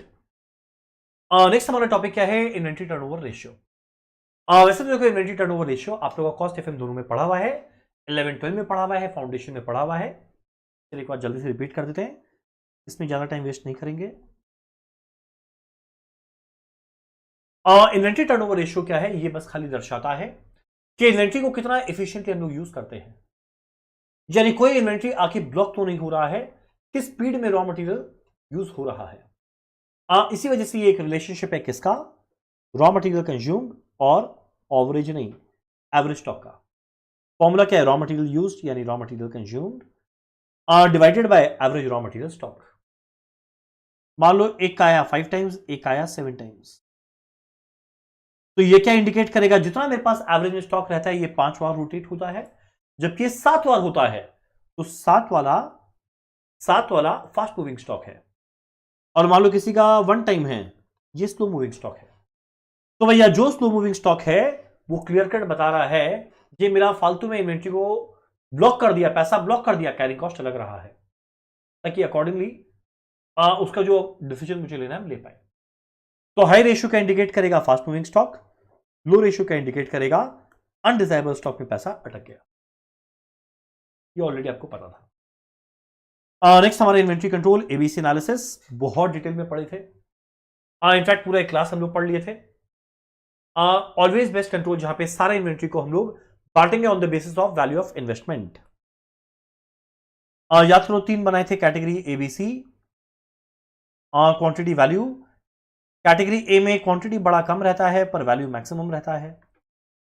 Category C ठीक उल्टा, क्वांटिटी दुनिया भर का वैल्यू कम, और कैटेगरी बी जो बीच में बच गया, इस तरीका का। मेन क्लासिफिकेशन होता है वैल्यू के बेसिस पे। जिसका वैल्यू मैक्सिमम आया उसमें मैक्सिमम दिमाग लगाना है, जिसका वैल्यू सबसे कम आया उसमें कम से कम दिमाग लगाना है, जो मॉडरेट है मॉडरेट दिमाग लगाना है। हमारे बुक के नोट्स जो हम लोग क्लास में नोट्स पढ़े वहीं से पढ़ना, वहां पे बहुत अच्छा खासा डिटेल में लिखा हुआ था, ये सब पढ़ने की जरूरत नहीं है। अब क्लासिफिकेशन का एक और तरीका होता है एफएसएन। एफएसएन का full form fast moving, F से फास्ट मूविंग, एस से स्लो मूविंग, एन से नॉन मूविंग। फास्ट मूविंग जो बड़ा जल्दी जल्दी जल्दी जल्दी रॉ मटेरियल यूज होता है, स्लो मूविंग धीरे धीरे यूज होता है, नॉन मूविंग मूविंग होता है। तो देखो फास्ट मूविंग क्या है, अब जो फास्ट मूविंग स्टॉक है वो बार बार प्रोडक्शन डिपार्टमेंट को चाहिए, तब स्टोर डिपार्टमेंट क्या करता है ना, जहां से इश्यू करता है उसको एकदम नजदीक में रखता है। आप लोग सोचो ना, कोई दुकान में जाएगा तो जो स्टॉक बहुत ज्यादा यूज होता है ना उसको तुरंत अपने हाथ के आसपास रखता है कि कस्टमर मांगे तुरंत दे दे, और जो कभी कभार यूज होता है उसको थोड़ा दूर रखता है, और जो यूज ही नहीं होता है उसको ऊपर कहीं रख देता है। एग्जैक्ट सेम चीज कंपनी में होगा। तो ये इश्यू पॉइंट के नजदीक में रहता है, और ये बड़ा फ्रीक्वेंटली मेरे को देखना है, बार बार जल्दी जल्दी ऑर्डर देना पड़ता है। स्लो मूविंग थोड़ा दूर रखते हैं, लिटिल फार, और पीरियोडिकली देखते हैं कि हाँ ये स्लो मूविंग है ना, नॉन मूविंग तो नहीं है, कि ऑब्सोल्यूट तो नहीं हो गया, और नॉन मूविंग को साइड कर देते हैं क्योंकि इसको डिस्पोज ऑफ करना है। अकॉर्डिंगली इसका प्रोविजन हम लोग बना के बैठ जाते हैं कि इवन दो ये इन्वेंट्री है तो इसको इन्वेंट्री का वैल्यू पे रिकॉग्नाइज नहीं करना चाहिए, इसको एनआरवी पे रिकॉग्नाइज कर देना चाहिए। जो एक तरह का कचरा है, कचरा किस सेट पे वैल्यू करेंगे, कचरा। तो एक था एबीसी, अगला है एफएसएन, एक और क्या होता है वीईडी। आप लोग बोलेंगे वीईडी का फुल फॉर्म क्या, V for vital, E for essential, D for desirable. Vital मतलब क्या, सुपर इंपॉर्टेंट है, वाइटामिन सुपर इंपॉर्टेंट है बॉडी के लिए।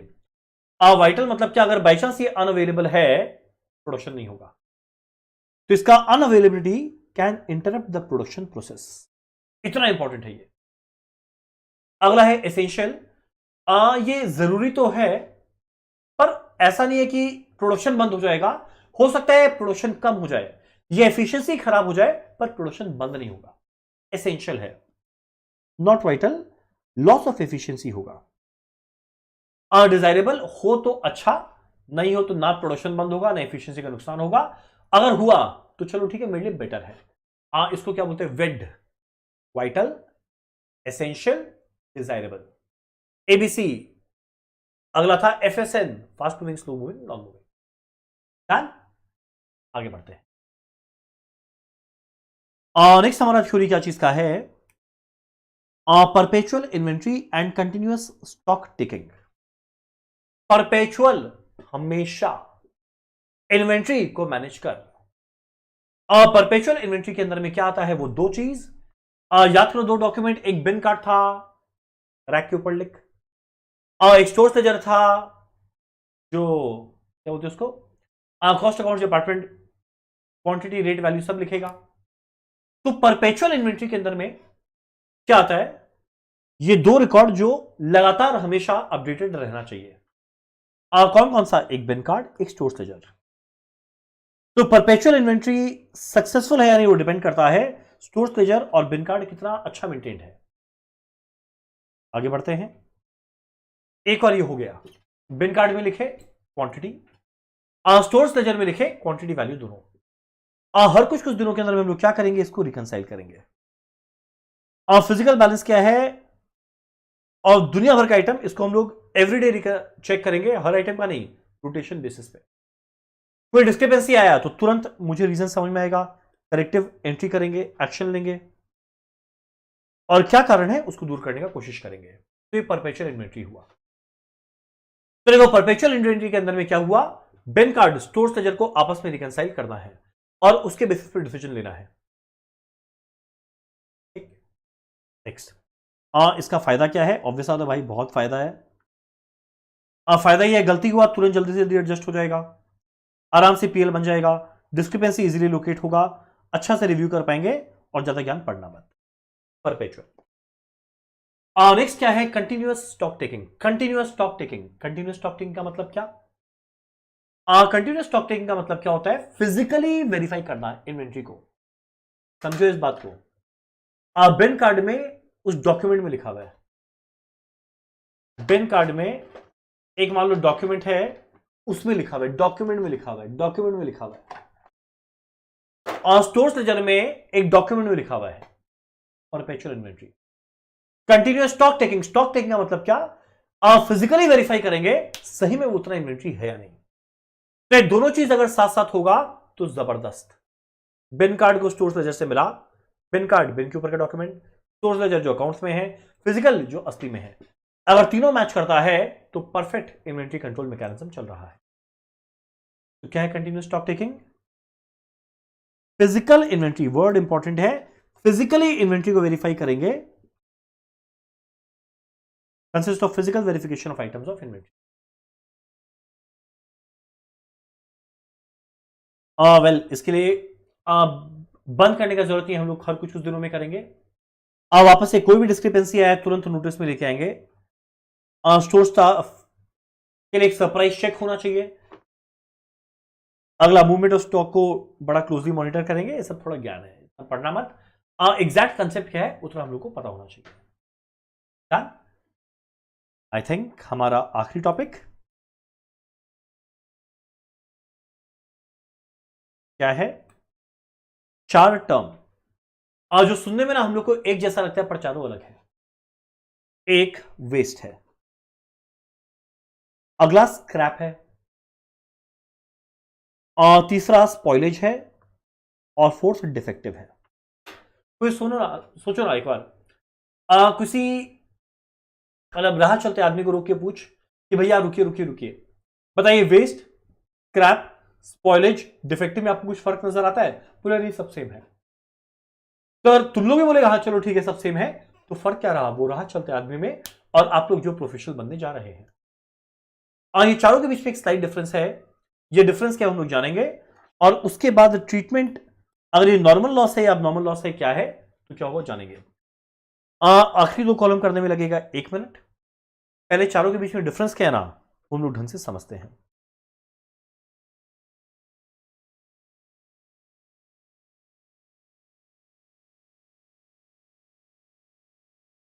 देखो, एक डायग्राम से समझा।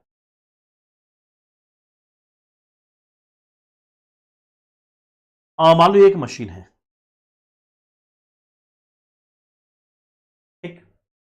मशीन में रॉ मटेरियल डालना है,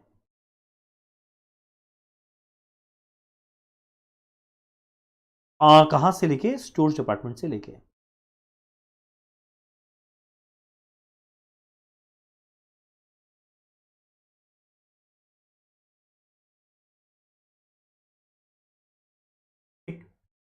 इसके बाद क्या बनेगा, फिनिश गुड्स, जो हम लोग क्या करेंगे, कस्टमर को बेचेंगे। एकदम सिंपल ऐसे ही होता है। और देखो सामने कौन है, लेबर, वाह कितना बढ़िया, एकदम मस्त उसके साथ सिंक्रोनाइज कर गया। देखो अब बताए, अलग अलग स्टेज में अलग अलग तरह का नुकसान हो सकता है। स्टोरेज डिपार्टमेंट जब मटेरियल को रख रहा है, स्टोरेज डिपार्टमेंट जब मटेरियल को रख रहा है, या जब मशीन तक पहुंचा रहा है, या जस्ट प्रोडक्शन शुरू होने के पहले, इस स्टेज में कुछ ना कुछ लॉस हो सकता है। अगर इस स्टेज में लॉस हो रहा है, अगर ये स्टेज में लॉस हो रहा है, तो वो आइदर रहेगा वेस्ट या रहेगा स्क्रैप। यानी स्टोरेज डिपार्टमेंट में रखने के लिए, या मटेरियल हैंडलिंग में, या मशीन तक पहुंचाने में, या प्रोडक्शन शुरू होने में, अगर इस दौरान कुछ लॉस हो गया, वो क्या रहेगा, वेस्ट या स्क्रैप।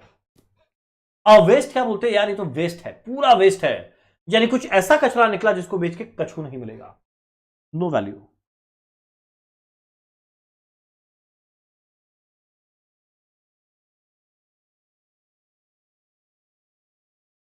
और ध्यान दो, स्क्रैप स्क्रैप स्क्रैप क्या था, स्क्रैप इज लाइक कचरा, और कचरे को कचरे के रेट में बेचते हैं, यानी जिसको बेच के नो या इनसिग्निफिकेंट वैल्यू मिल सकता है, इनसिग्निफिकेंट वैल्यू। यानी ऐसा नहीं है बेच के आप माला माल हो जाएंगे, वाह कचरा बेचे, कचरा कुमार माला माल, ऐसा नहीं होगा। नो या इनसिग्निफिकेंट वैल्यू मिल सकता है। तो देखो ये लॉस है कब, स्टोरेज डिपार्टमेंट में रखने में, या मटेरियल हैंडलिंग में, या जस्ट प्रोडक्शन शुरू होने में। ठीक, अगला बात, मान लो कुछ लॉस ऐसा रहेगा जो प्रोडक्शन होने के दौरान हो गया, प्रोडक्शन होने के दौरान हो गया, उसको हम क्या बोलेंगे, स्पॉइलेज।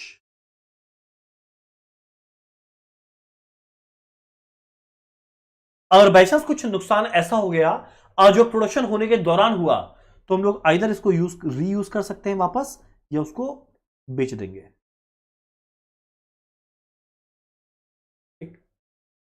और अगला नुकसान कब होता है, मान लो मेरा फिनिश गुड बन गया, मान लो फिनिश गुड कितना बना, 1 2 3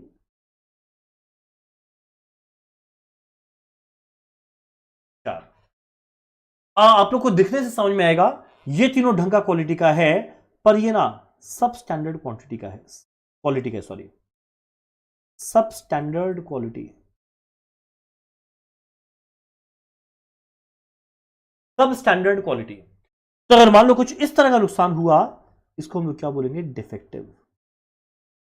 जिसको इधर रेक्टिफाई करके बेचेंगे, या फिर सीधा ऐसे ही सेल ऑफ कर देंगे। आप लोग प्लीज ये बना लो, ये बनाएंगे ना तो एग्जैक्ट समझ में आएगा कौन सा समय में क्या हो रहा है। ब्यूटीफुल डायग्राम है। तो देखो चैप्टर का थ्योरी को हम लोग कितना ब्यूटीफुली तरीके से पढ़े हैं, इतना सारा चार्ट डायग्राम बना के, ताकि माइंड में एकदम सेट हो जाए।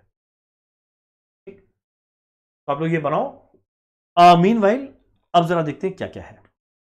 Waste, portion of raw material, इसीलिए हम पहला स्टेज में बनाया था। जो लॉस हुआ आइदर स्टोरेज या जस्ट प्रोडक्शन के हिस्सों में, और डिस्कार्ड कर दिए, मे और may not have any value, जहां तक है does not have any value, waste है।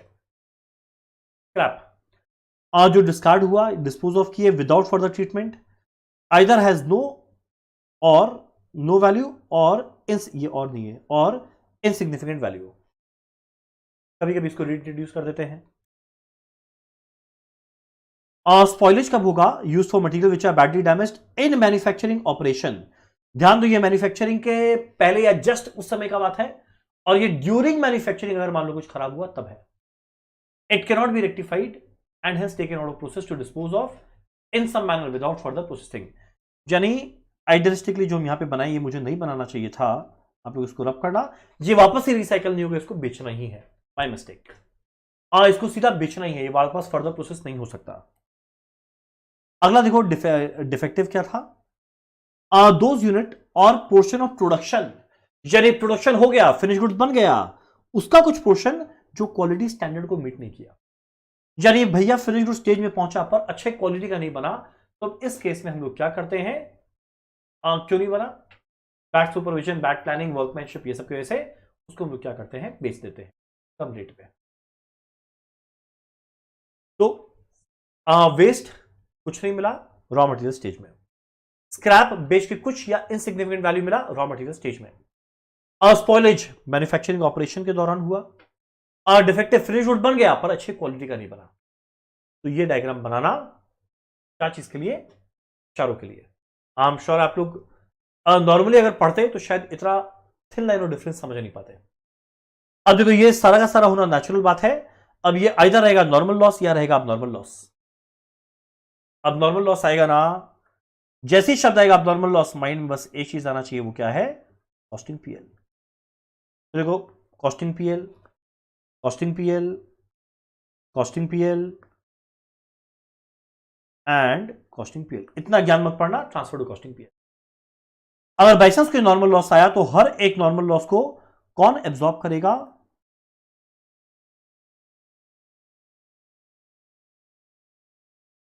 Bye remaining good units.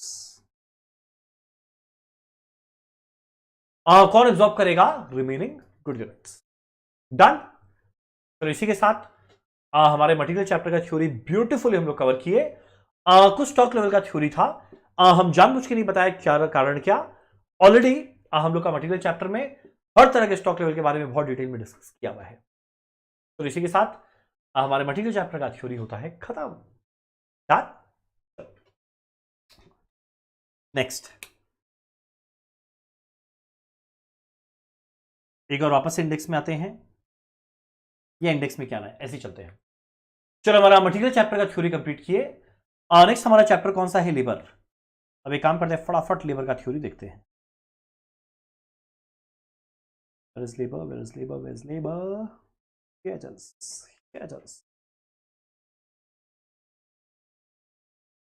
ये चैप्टर में ज्यादा थ्योरी है नहीं, सबसे ज्यादा टाइम लगने वाला था मटेरियल, जो एनीवेज हम लोग कर लिए। अब देखो लेबर, दो तरह का लेबर है, डायरेक्ट एंड इनडायरेक्ट, हमें पता है। डायरेक्ट लेबर वो जो डायरेक्टली प्रोडक्शन कर रहा है, जिसका कॉस्ट हम लोग डायरेक्टली चार्ज कर पाते हैं, आइडेंटिफाई कर पाते हैं, एट्रीब्यूट कर पाते हैं, रिलेट कर पाते हैं एक स्पेसिफिक जॉब कॉन्ट्रैक्ट वर्क से। जबकि इनडायरेक्ट लेबर एक फिनिश गुड्स को बनाने में डायरेक्टली नहीं लगा, पर वो इनडायरेक्टली असिस्ट कर रहा है। तो ये एक तरह का ओवरहेड है जो मुझे हर जगह में बांटना है। ठीक है, ज्ञान का बात था। नेक्स्ट, जो भी तरह का वर्कर रहे उन लोग का अटेंडेंस लेना अति आवश्यक है, मैंडेटरी है। अटेंडेंस कैसे लिया जाएगा, अच्छा पहला बात, क्यों ले रहे अटेंडेंस, क्यों निकालना है कि भैया कितना दिन वो आया, तो वेजेस निकालने के लिए। उसके बेसिस उसका ओवर टाइम कैलकुलेट होगा। अगला, आइडल टाइम कितना देर बैठा था। अगला, उसका एम्प्लॉय कॉस्ट निकालने के लिए। नेक्स्ट, अगर बाई चांस कोई कुछ ज्यादा ही दिन ऑफ करता है तो उसके अगेंस्ट में डिसिप्लिनरी एक्शन के लिए। तो इस वजह से अटेंडेंस रिकॉर्ड करना जरूरी है, पढ़ना नहीं, ये कॉमन सेंस था। किस तरीका से होगा, आइदर मैन्युअली होगा या मैकेनिकल ऑटोमेटेड तरीका से होगा। मैकेनिकल क्या, अटेंडेंस रजिस्टर, बचपन में याद करो क्लास, हम लोग के समय तो ऐसा था 1-2 में टीचर लेके आती थी, roll number 1 present ma'am, roll number 2 present ma'am, और PPPAA लिखते रहती थी। अटेंडेंस रजिस्टर, या मेटल डिस्क या टोकन मेथड, टोकन दिया रहेगा, जमा करो, उसके बेसिस पे ये काम होगा। पुराना जमाना। और नए जमाने में मैकेनिकल हर चीज हो गया मैकेनिकल। तो यहाँ पे आइदर पंच कार्ड होता है, बड़े बड़े ऑफिस में आप देखोगे एक पंच कार्ड होता है, आईडी कार्ड टाइप का, इलेक्ट्रॉनिक सिस्टम आप उसमें लगाओ, एग्जैक्ट वो रिकॉर्ड कर लेगा कितने बजे आया कितने बजे जा रहा है। पर इसमें डिसएडवांटेज है, मान लो मेरा दोस्त जल्दी पहुंच रहा, उसको पकड़ा दिया, भाई तुम एक काम करना मेरे जगह कर लेना, और वो बोला तुम जल्दी निकलना, जब हम निकलेंगे तुम साथ में कार्ड पंच कर देंगे, तो डिसएडवांटेज। इसको दूर करने के लिए आज के दिन जो बड़ा फेमस है वो है बायोमेट्रिक। बायोमेट्रिक मतलब क्या, अंगूठा लगा, अंगूठा तो सबका अपना यूनिक रहेगा। अब इस केस में अंगूठा काट के दोस्त को देंगे नहीं, भाई लगा देना, इस केस में डिसएडवांटेज दूर हो जाएगा और एग्जैक्ट एम्प्लॉय का हर एक बिहेवियर हम लोग ट्रैक कर पाएंगे। ठीक है, ज्ञान था। नेक्स्ट हमारा थ्योरी क्या है, idle time wages. Well, idle time के बारे में हम लोग नॉर्मल क्लास में भी डिस्कस किए थे, स्टिल बताते हैं। आइडल टाइम क्या है? वो समय जिस दौरान लेबर को पैसा तो मिला पर ये काम नहीं किया, यानी पे हुआ पर प्रोडक्शन नहीं किया, पे हुआ पर कोई आउटपुट नहीं बनाया। आइडल टाइम का दो रहेगा, आइदर वो हो सकता है नॉर्मल आइडल टाइम या रहेगा अब नॉर्मल। नॉर्मल अनअवॉइडेबल है, अब नॉर्मल अवॉइडेबल है। नॉर्मल आइडल टाइम क्या? मान लो एक वर्कर फैक्ट्री में एंटर किया पर प्रोडक्शन डिपार्टमेंट दूर है तो वॉक करके जाएगा, वॉक करके आएगा। तो इस दौरान जब वॉक कर रहा है, वॉक करके आ रहा है, प्रोडक्शन थोड़ी कर रहा है, पर भाई फैक्ट्री में है और ये अनअवॉइडेबल, आप चाह के भी इसको अवॉइड नहीं कर सकते, नॉर्मल आइडल टाइम। अगला मान लो एक काम खत्म किया, दूसरा काम शुरू कर रहा है, तो बीच में थोड़ा टाइम लैग होगा, चाह के अवॉइड नहीं कर सकते, नॉर्मल आइडल टाइम। काम करते करते थक गए, अंगड़ाई लिए, थकावट को दूर करने के लिए दूसरे के पास गए, खोपचों में लिए, गपशप मारे, अनअवॉइडेबल है, यानी कि उठा डंडा पकड़ के मारना शुरू कर दिए, ह्यूमन बीइंग है, नेचुरल चीज है। अगला खाएगा, चाय पिएगा, इसके अलावा इतना सारा पी लिया है, वॉशरूम जाएगा, ये सारा क्या है? Normal idle time. सिंपल बात था। सिंस ये नॉर्मल चीज है, सिंस ये नॉर्मल चीज है, सारा का सारा नॉर्मल लॉस कौन एब्जॉर्ब करेगा? बाकी का गुड यूनिट, यानी इफेक्टिव आवर्ली रेट बढ़ जाएगा। ये एक और तरीका है, नॉर्मल लॉस को फैक्ट्री ओवरहेड में ट्रांसफर कर देंगे, कस्टमर से लेना है। अगला है अब नॉर्मल आइडल टाइम। फैक्ट्री में पहुंचा, मशीन टूट गया, पावर फेलियर, रॉ मटेरियल खत्म। अगला मैनेजमेंट खुद चाह रहा है कुछ समय के लिए प्रोडक्शन बंद कर दे। ये अगर मान लो सीजनल नेचर का बिजनेस है तो भैया उपाय नहीं है, बिठा के रखेगा। तो देखो सिंस ये अब नॉर्मल है और जस्ट हम बताया, सारा नॉर्मल चीज कहां जाएगा? कॉस्टिंग। इजी बात था। नेक्स्ट,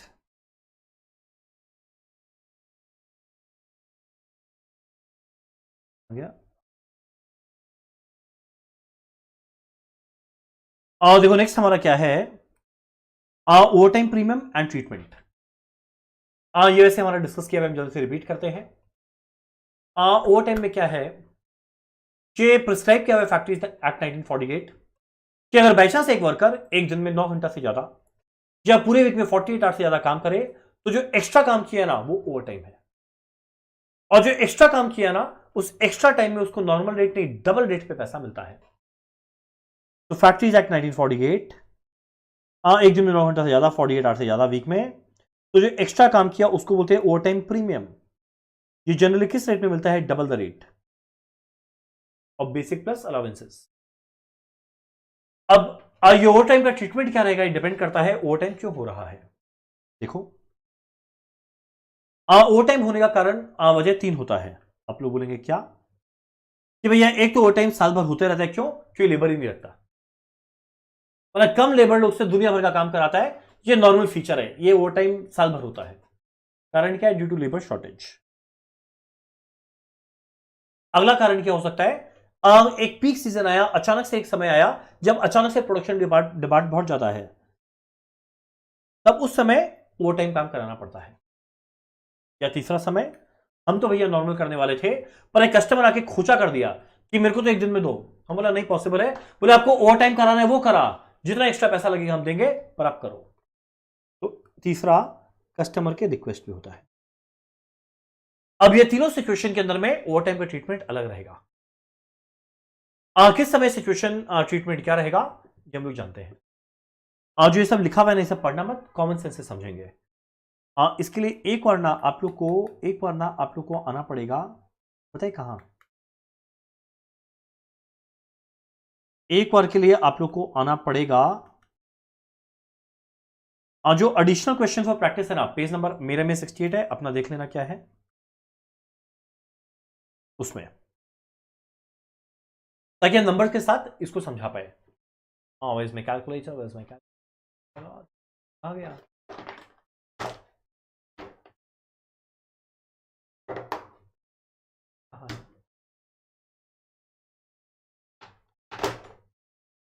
चलो एनीवेज, मेंटल मैथ्स देखते हैं। देखो आप लोग पढ़ लो, हम सीधा क्वेश्चन डिस्कस कर रहे हैं। नॉर्मल वेज रेट है 100 रुपया पर आवर। एक कंपनी के अंदर में ओवर टाइम का सिस्टम देखो कैसा है। कि अगर कोई दिन जो नॉर्मल वर्किंग आवर है उसके पहले या बाद में बुलाया तो 175% ऑफ बेसिक वेजेस देगा, यानी 100 की जगह 175 देगा। और अगर मान लो संडे या पब्लिक हॉलिडे में बुलाया तो 225% देगा, यानी 100 की जगह 225 रुपया देगा। यानी 100 रुपया है नॉर्मल, 175 अगर बाई चांस दिन में जल्दी या लेट कराए या संडे या वीकडेज में पब्लिक हॉलिडे में बुलाया तो 225 रुपया। पिछले साल भर में नॉर्मल टाइम ये काम किया 1,00,000 घंटा, यानी @100 मिलेगा। बिफोर आफ्टर वर्किंग आवर यानी @175 मिलेगा। संडे को बुलाया यानी @225 मिलेगा। ठीक है यहां तक। अब एक पर्टिकुलर जॉब Z का मुझे लेबर कॉस्ट कैलकुलेट करना है। ये पर्टिकुलर जॉब Z में ना नॉर्मल वर्किंग आवर था 1000 घंटा। देखो ये पूरे कंपनी का साल भर में है, ये पर्टिकुलर जॉब Z का है।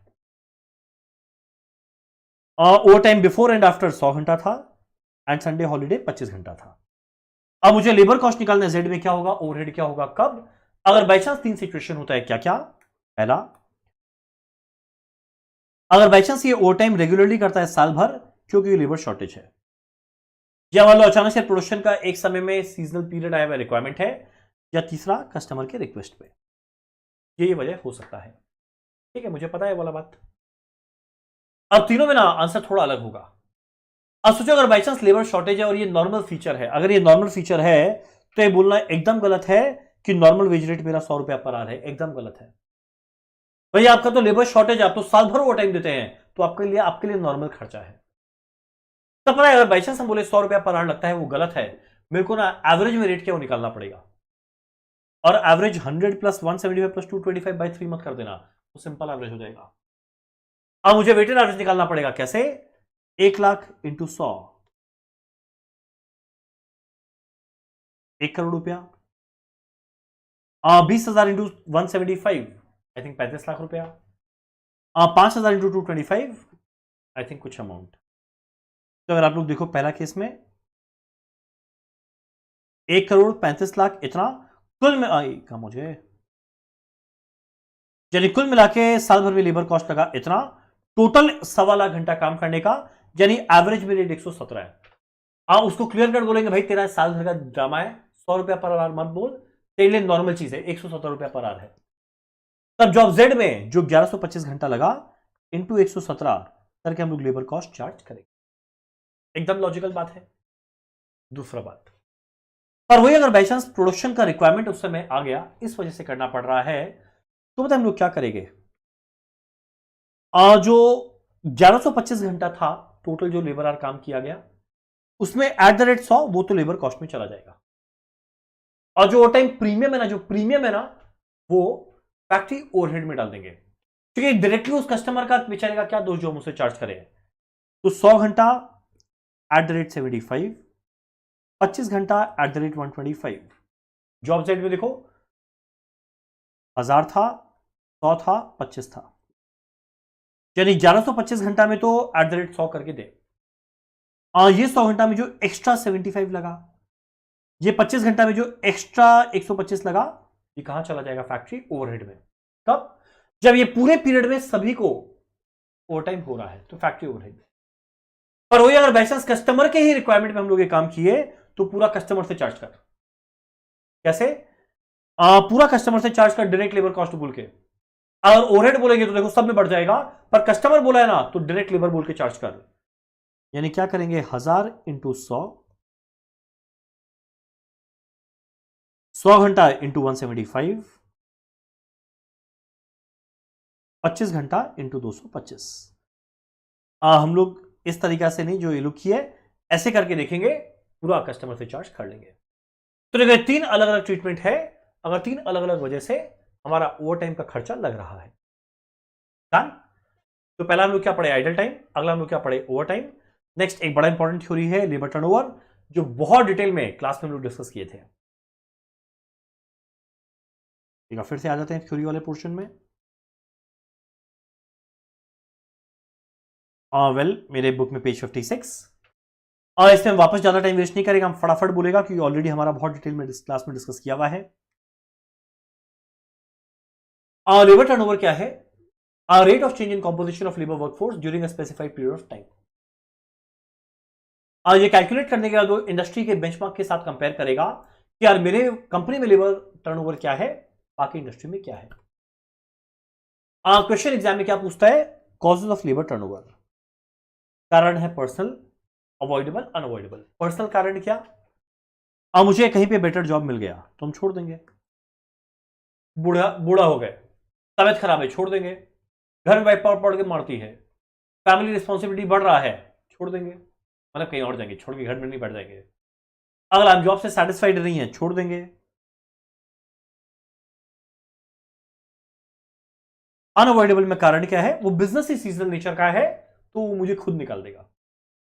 रॉ मटेरियल ही नहीं है, प्लांट का लोकेशन चेंज हो रहा है, काम करते करते अंगुली कट गया, नाक कट गया, कान कट गया, आंग गया, तो डिसेबिलिटी। जब हम कुछ फ्रॉड किए, मेरे अगेंस्ट में डिसिप्लिनरी एक्शन लिया गया, शादी हो गया, हम जा रहे हैं छोड़ के। क्या नया मेथड ऑफ प्रोडक्शन आया जो हम कोप अप नहीं कर पा रहे हैं, अनअवॉइडेबल कॉजेज। तीसरा क्या है? Avoidable causes. यहां पे रेम्यूनरेशन की वजह से, आर की वजह से, वर्किंग कंडीशन, तो कंपनी शायद उसको सुधार सकता है। मैनेजमेंट के साथ रिश्ता खराब है, मैनेजमेंट इसका बॉस चेंज कर दे। ट्रेनिंग फैसिलिटी प्रमोशन नहीं हो पा रहा है, आप ये चीज लेकर आ जाओ। मेडिकल फैसिलिटी नहीं है, लो वेजेस है, उसको आप सीख कर सकते हैं, तो ये है अवॉइडेबल। इतना याद नहीं रखना आपको, कुल मिला के 7-8 पॉइंट याद रखना है, तीनों हेड पॉइंट में मिला जुला के। नेक्स्ट, मेरा लेबर टर्नओवर का होने का इफेक्ट क्या है? एक भैया जो अच्छा खासा प्रोडक्शन होता वो डिस्टर्ब हो गया, नए वर्कर का एफिशिएंसी नहीं है, एक्सपीरियंस्ड वर्कर के कंपैरिजन में प्रोडक्टिविटी नए वर्कर का कम रहेगा, ट्रेनिंग देना पड़ेगा, इंडक्शन कॉस्ट लगेगा, शुरुआत में जबरदस्त ब्रेकेजेस वेस्टेज करेगा, तो बहुत नुकसान। इस चीज को दूर करने के लिए आइदर आप प्रिवेंटिव कॉस्ट लो, पहले से अच्छा मेडिकल बेनिफिट, पहले से अच्छा वेजेस, पहले से प्रमोशन दे दो, पहले से दुनिया भर का अलाउंसेस दे दो, तो प्रिवेंट। अगर आप प्रिवेंट नहीं कर पाते, वो छोड़ के जा रहे हैं, तो रिप्लेस करो। रिक्रूटमेंट का खर्चा, सिलेक्शन ट्रेनिंग का खर्चा, वेस्टेज करेगा, ब्रेकेज करेगा, वो सब का। ये सब एनीवेज हम लोग डिस्कस किए थे। एक आखिरी बात, कभी कभी एग्जाम में पूछता है टाइम रेट सिस्टम कब प्रेफर्ड है over and above piece rate, यानी टाइम रेट कब बेटर है? पहला, जब आपको ऐसे वर्कर को वेजेस देना है जिसका ना परफॉर्मेंस डायरेक्टली पीस के बेसिस पर डिटरमाइन हो ही नहीं सकता। जो डायरेक्ट वर्कर नहीं है, जो इनडायरेक्ट वर्कर है, जो सुपरवाइजरी स्टाफ है या क्लर्क है, अब वो डायरेक्टली प्रोडक्शन थोड़ी करता है। अब वो जो डायरेक्टली प्रोडक्शन करता ही नहीं है, तो आप उसको वेजेस कैसे दे सकते हैं प्रोडक्शन के बेसिस पे? तो गलत हो जाएगा। अगला, अगर मान लो कोई बहुत स्किल्ड इंडस्ट्री में काम करना है, तो स्किल्ड इंडस्ट्री में अगर पीस रेट देने लगे, तब वर्कर क्या चाहेगा? जल्दी से जल्दी बना दे, और अगर जल्दी से जल्दी बनाने का ऑब्जेक्टिव बन गया तो क्वालिटी खराब हो जाएगा। तो अब नंबर ऑफ पीसेस के बेसिस पे वेजेस तो दे देंगे, पर कोई काम का नहीं है, उसको क्या बोलेंगे? भाई समय ले, अच्छे से बना, टाइम रेट। या अगला, ऑपरेटर का काम है बस खाली मशीन में रॉ मटेरियल डाल देना, और आगे पूरा का पूरा काम ऑटोमेटिक होगा, तब वो तो काम मशीन कर रहा है, उसमें ये ऑपरेटर या वर्कर का क्या क्रेडिट है जो उसको पीस के बेसिस पे वेजेस दिया जाए? तब उसको उस केस में टाइम वेजेस देंगे। तो कब दिया जाएगा? पहला, जब ये डायरेक्टली हम लोग मेजर नहीं कर पा रहे हैं। अगला, हाईली स्किल्ड जॉब। तीसरा, जब इंडिपेंडेंट ऑफ ऑपरेटर। तो ये था थ्योरी ऑफ लेबर, जो बहुत शॉर्ट में हम लोग फटाफट पढ़ लिए। कारण क्या? बड़ा सिंपल था और मैक्सिमम हमारा पढ़ा हुआ था। चलिए काम करते हैं, एक बार आते हैं इंडेक्स में। तो क्या क्या पढ़ लिए? एक मटेरियल पढ़ लिए, एक लेबर पढ़ लिए। अब एक काम करते हैं हम लोग, 2-3 छोटा छोटा चैप्टर कर लेते हैं, ठीक है ना? आ गया। कॉस्ट शीट अलग से नहीं करेंगे क्योंकि कॉस्ट शीट एनीवेज हम लोग पूरा डिस्कस कर लिए थे, तो वापस से करने का सेंस नहीं निकलता। इसके अलावा बाकी हम लोग कर लेंगे। चलो ठीक है। चलो हम लोग आते हैं अब अगला, job and batch costing, page number 114। अब बहुत छोटे छोटे चैप्टर्स हैं।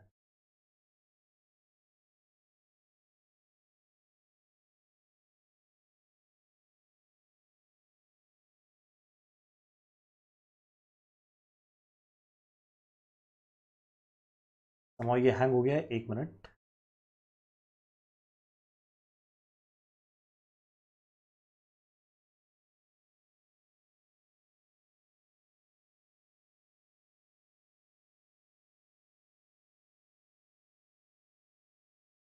जॉब एंड बैच कॉस्टिंग देखो, एक वर्ड है जॉब कॉस्टिंग, एक वर्ड है बैच कॉस्टिंग। जॉब कॉस्टिंग का मतलब क्या, पहले सुनो। जॉब कॉस्टिंग कहां पे अप्लाई करेगा, वैसे इंडस्ट्री में जहां पे कोई भी दो प्रोडक्ट सेम नेचर का नहीं रहता। यानी कस्टमर के स्पेसिफिक रिक्वायरमेंट के हिसाब से अगर बाई चांस मुझे कोई एक प्रोडक्ट को बनाना है, तो वहां पे हम लोग क्या करेंगे, उस पर्टिकुलर जॉब का अलग से कॉस्ट निकालेंगे। क्या लगाते हुए, जॉब कॉस्टिंग। तो जॉब कॉस्टिंग क्या है, वैसा मेथड ऑफ कॉस्टिंग जो यहां पे एक अलग ही कॉन्ट्रैक्ट आए, एक अलग ही जॉब आए, और हर एक का दूसरे के साथ कोई लेना देना नहीं है। तब अगर ये सबका सब सेपरेट कॉन्ट्रैक्ट आया, तो इसको सेपरेट एंटिटी की तरह ट्रीट कर अलग अलग सबका कॉस्ट निकाल, ताकि जिस कस्टमर के लिए जितना मेरा खर्चा लग रहा है, उसे उसी के हिसाब से सेलिंग प्राइस हम लोग चार्ज कर पाए। तो यहां पर हम लोग क्या लगाने वाले हैं, जॉब कॉस्टिंग। तब देखो यहां पे direct material, direct wages, direct expense तो हम लोग अलग से ट्रैक करेंगे, जॉब नंबर असाइन कर करके। यानी जो पहला जॉब आया उसके लिए नाम देंगे जॉब नंबर 1, इसके लिए जितना मटेरियल यूज कर रहा है उसको अलग से ट्रैक करेंगे, इसके लिए लेबर कितना टाइम लगा रहा है अलग से ट्रैक करेंगे। पर जो ओवरहेड है वो तो देखो सब में लगेगा, उसको मुझे बांटना पड़ेगा। ये क्या है, जॉब कॉस्टिंग। तो देखो मेरा जॉब कॉस्टिंग क्या है, वैसा मेथड ऑफ कॉस्टिंग जो अप्लाई करेगा जहां पे सेपरेट कॉन्ट्रैक्ट जॉब चलेगा। यहां पे कॉस्ट को कलेक्ट और एक्यूमुलेट करना है अकॉर्डिंग टू जॉब या प्रोडक्ट। हर एक जॉब एक सेपरेट एंटिटी है for the purpose of costing. Objective क्या है, हर एक जॉब का अलग से कॉस्ट निकाल, मटेरियल लेबर तो पता रहेगा, ओवरहेड को बांट के। ये चीज कब लगेगा, जब हर एक कस्टमर का अपना स्पेसिफिकेशन है, जब कोई भी दो ऑर्डर सेम अलाइक नहीं है, सेम नहीं है, अलग तरह का है, तो हम लोग जॉब कॉस्टिंग लगेगा। फायदा क्या, अलग से हम लोग ट्रैक करेंगे, कंट्रोल हो पाए, हर एक जॉब का प्रॉफिट मिलेगा, बजट और स्टैंडर्ड कॉस्टिंग कितना आसान हो जाएगा, एग्जैक्ट पता रहेगा इसमें क्या लगना चाहिए, एक्चुअल में खर्चा लगा।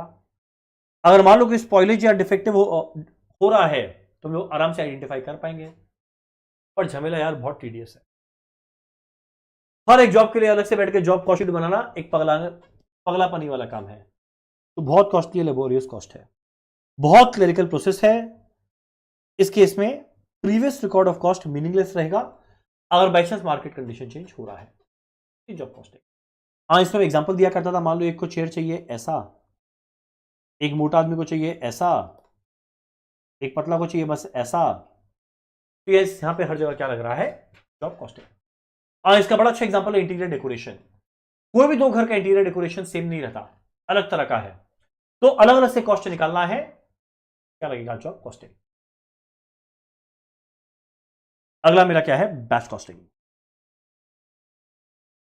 बैच कॉस्टिंग में क्या होता है ना, सेम तरह का प्रोडक्ट एक साथ बनता है, सेम तरह का प्रोडक्ट एक लॉट में बनता है, उसको हम लोग क्या बोलते हैं, batch costing.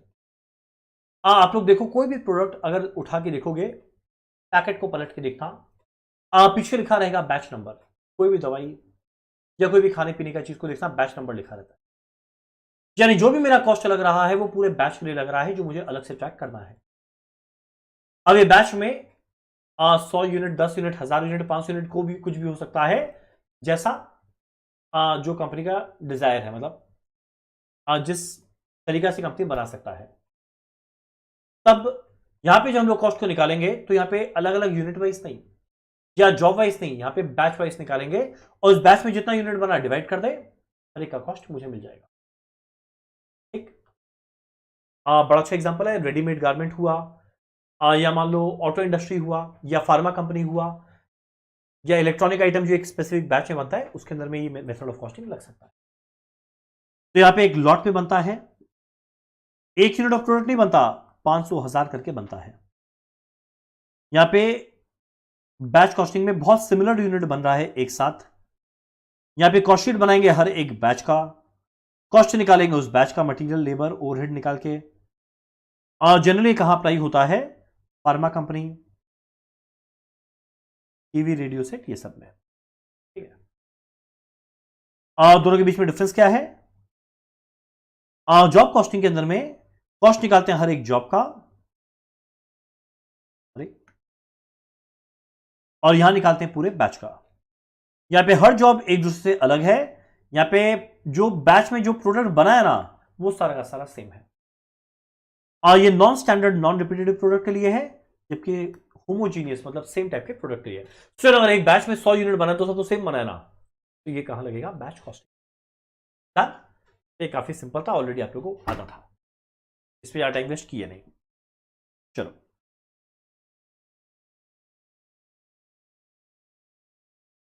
Next, process costing में भी ज्यादा समय नहीं देने का है। मेरे बुक में पेज 121 है, आप लोगों की बुक में क्या है मुझे नहीं पता। पहले देखो 3 पैराग्राफ दिया हुआ है, नॉर्मल लॉस, अब नॉर्मल लॉस, अब नॉर्मल गेन। कृपया करके मत पढ़िएगा, ऑलरेडी हम लोग का बहुत डिटेल में जब क्लास कर रहे थे उससे मैं डिटेल में डिस्कस किया हुआ है। चल आया है तो पढ़ लेते हैं। Operating costing, sorry, normal loss. Normal loss क्या है? वैसा लॉस जो इनहेरेंट है in nature of work. Normal loss वो लॉस है जो अनअवॉइडेबल है।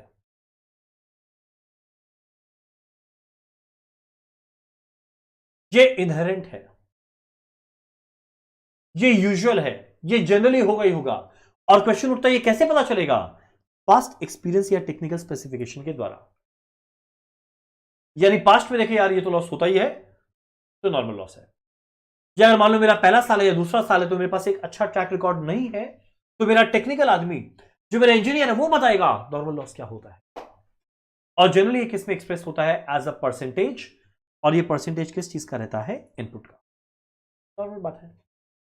और मान लो कोई एक साल में जितना हम लॉस सोचे उससे अगर ज्यादा लॉस हो गया तो वो अब नॉर्मल लॉस है। ये इनहेरेंट नहीं है। ये क्यों हुआ? वर्कर केयरलेस था, ढंग से मेरा प्लानिंग था, डिजाइन ढंग से नहीं हुआ, इस वजह से मेरा अबनॉर्मल लॉस हुआ। अभी अबनॉर्मल लॉस है तो जितना अबनॉर्मल लॉस है वर्ड है अबनॉर्मल, बेच के जो पैसा मिला माइनस कर, बाकी पूरा कॉस्टिंग पीरियड। जैसे एग्जांपल दिया हुआ है, मान लो 10,000 का 5% नॉर्मल लॉस होना चाहिए था, मतलब 500, हकीकत में हो गया 720, तो एक्स्ट्रा 220 अबनॉर्मल लॉस है। क्या पड़ेगा सबको? अब नॉर्मल गेन कब होगा? जब जितना लॉस सोचा उससे कम लॉस हो जाए। यानी अगर एक्चुअल में आउटपुट ज्यादा बन जाए as compare to normal output, या जो वेस्टेज है वो लेस देन नॉर्मल लॉस रहे, तो क्या है नॉर्मल गेन? मान लो 10% होना चाहिए था, तो 1000 का 10% यानी 100 होना चाहिए, पर हुआ खाली 90, सॉरी 90 का आउटपुट आना चाहिए पर एक्चुअल में 96 आया, तो 6 यूनिट क्या बनेगा नॉर्मल गेन। मत पढ़ना, ऑलरेडी आता। नेक्स्ट मेरा क्या है? डब्ल्यूआईपी। डब्ल्यूआईपी क्या होता है कृपया करके मत पढ़िएगा, एग्जाम में पूछने का कोई चांस नहीं है। डब्ल्यूआईपी क्या है? जिसमें काम शुरू हुआ पर कंप्लीट नहीं हो पाया। कुछ खर्चा लगा, कुछ खर्चा नहीं लगा। तो भाई जितना खर्चा लगा उसका हम लोग याद करो 3 स्टेटमेंट बनाते थे, बनाकर कैलकुलेट करेंगे। जहां पहला स्टेटमेंट में इक्विवेलेंट यूनिट्स निकालते थे, इसमें क्या होता था याद दिलाए? याद दिलाता है। यहां लिखते थे input, particulars, output, percentage material, percentage labour, percentage overhead. मान लो इनपुट गया 100 यूनिट, मान लो इसके अंदर में कंप्लीट हुआ है 700, क्लोजिंग डब्ल्यूआईपी रह गया 300। जो कंप्लीट हुआ वो तो ऑब्वियस सा बात है 100% कंप्लीट होगा। मान लो क्लोजिंग डब्ल्यूआईपी में मटेरियल लगा है 100%, ये लगा है 70%, ये लगा है 60%। तो याद करो हम लोग यहां पे इक्विवेलेंट यूनिट निकालते थे, 700 का 100% यानी 700, 700 का 100% यानी 700 का 100%, 300 का 100%, 70% एंड 60। ये कितना आएगा 1000, ये कितना आएगा 910, कितना आएगा 880।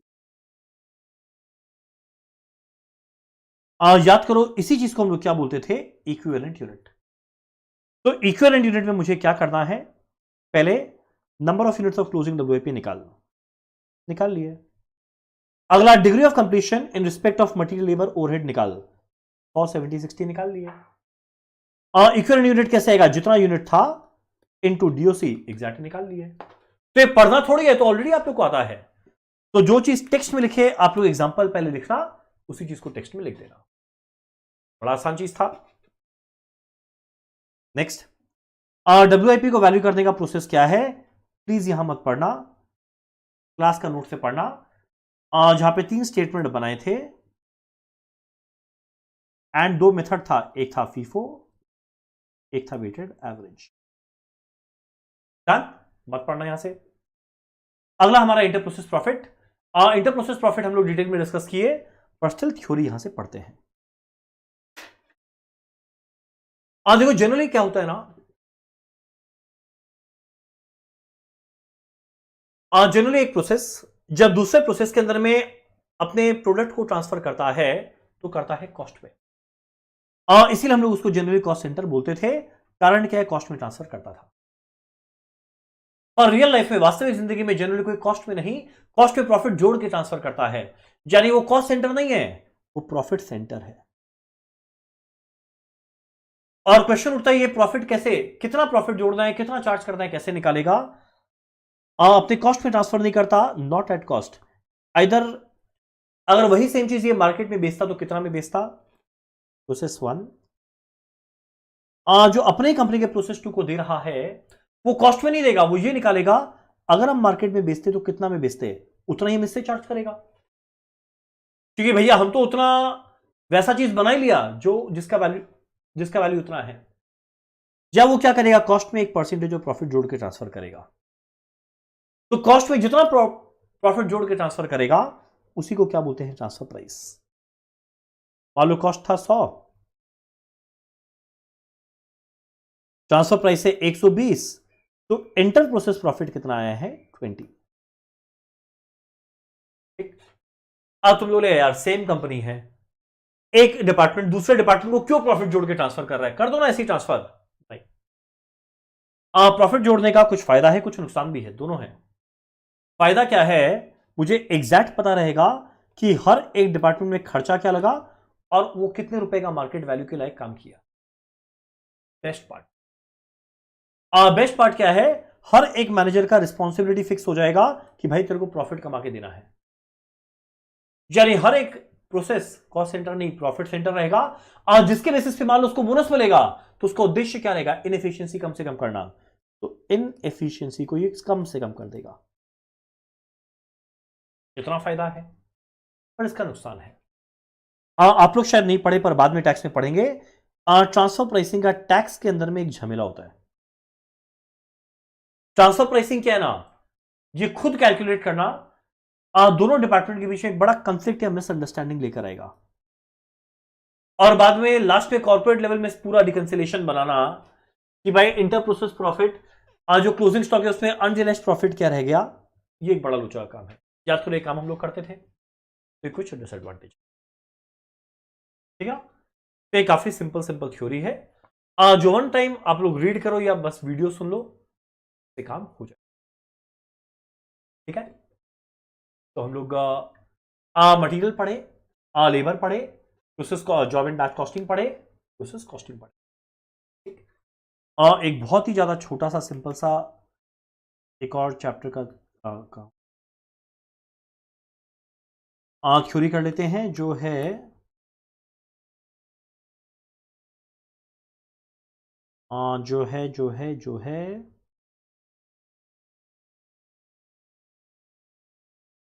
Joint product and by product. I am really sorry, इसका आप लोग थ्योरी पढ़ना भी मत, रेफर क्लास नोट्स। तुम लोग ऐसे क्यों काट दिए, क्या थ्योरी लिखा है बताता है। जॉइंट प्रोडक्ट क्या है, बाय प्रोडक्ट क्या है, और याद करो इसको कितना डिटेल में डिस्कस किए थे कि एक प्रोसेस के बाद एक स्प्लिट ऑफ पॉइंट से 2 या 2 से ज्यादा प्रोडक्ट निकलेगा। अगर वो 2 या 3 प्रोडक्ट जो साइमल्टेनियसली निकल रहा है वो सबका वैल्यू अगर अच्छा खासा है, मार्केट में अच्छा खासा वैल्यू है, वो सबको हम लोग बोलते थे ज्वाइंट प्रोडक्ट, जब सब सारा का सारा प्रोडक्ट कंपनी के लिए मेन प्रोडक्ट है।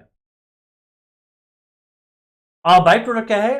वैसा प्रोडक्ट जो प्रोसेसिंग के दौरान निकला पर जिसका मार्केट वैल्यू बड़ा कम है, जिसको बेच के कुछ नहीं मिलेगा, जो एक तरह का कचरा है, वो क्या है? By product. ज्वाइंट प्रोडक्ट का हम लोग एग्जांपल दिए थे। जब क्रूड ऑयल को रिफाइन करते हैं तो रिफाइंड ऑयल निकलता है, कुछ नेचुरल गैस निकलता है, कुछ डीऑइल्ड केक निकलता है, ये सब मेन प्रोडक्ट है, ज्वाइंट प्रोडक्ट बोलेंगे। और वही अगर शुगर केन को हम लोग कर रहे हैं प्रोसेस, तो शुगर के साथ मोलासेस निकलता है, तो वह मोलासेस तो कचरा है। कचरा क्या है? By product. अगला इससे थ्योरी क्या पूछता है? Method of apportionment of joint cost amongst the joint product. याद करो, बहुत मेथड पढ़े थे, physical unit method, physical output method, अगला एवरेज यूनिट कॉस्ट मेथड, अगला पढ़े थे contribution margin method, sales value at split off, net realisable value method, next हम लोग पढ़े reverse cost method, sales value of final output. Already आप लोगों का पढ़ा हुआ है। डन। एनीवेज ये चैप्टर भी हमारा खत्म होता है थ्योरी में। और नेक्स्ट एक काम करते हैं, एक और बड़ा छोटा सा कोई चैप्टर को कर लेते हैं। मान लो किसमें आए, ऑपरेटिंग कॉस्टिंग, उसका है पेज नंबर 149।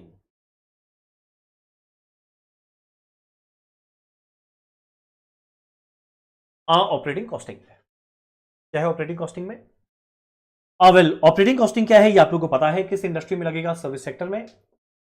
और हम लोग को पता है सर्विस सेक्टर, इस चैप्टर में क्या क्या पढ़े थे? ट्रांसपोर्टेशन, सिनेमा हॉल, होटल, इसके अलावा आईटीईएस, इसके अलावा पावर जनरेशन, यानी जहां पे टैंजिबल गुड्स नहीं, इनटैंजिबल सर्विसेज दिया जाता है। नॉर्मल बात। एग्जाम में थ्योरी में क्या पूछता है? ये word composite units. Composite unit का मतलब क्या होता है? जब एक से ज्यादा यूनिट एक साथ बने। देखो जनरली हम लोग क्या निकालते हैं, एग्जांपल देते हैं पावर का पर केडब्ल्यूएच, तो पर केडब्ल्यूएच है ना, वो सिंगल यूनिट है। और जैसे ट्रांसपोर्टेशन में हम लोग क्या निकालते हैं? पर पैसेंजर किलोमीटर, तो देखो एक पैसेंजर भी है, एक किलोमीटर भी है, कॉम्पोजिट यूनिट। अगला निकालते हैं टन किलोमीटर, एक टन और किलोमीटर है, कॉम्पोजिट यूनिट। होटल में पर रूम पर डे, तो रूम भी है डे भी है, कितना रूम कितना दिन तक लेके रखा, कॉम्पोजिट यूनिट। अब टन किलोमीटर से बात आता है, टन किलोमीटर था दो तरीका का, एक था एब्सोल्यूट टन किलोमीटर, एक कमर्शियल टन किलोमीटर। इसका हम लोग प्रैक्टिकल के द्वारा बहुत डिटेल में डिस्कस किए थे, वापस से पढ़ने का कोई सेंस नहीं। एक आखिरी बात,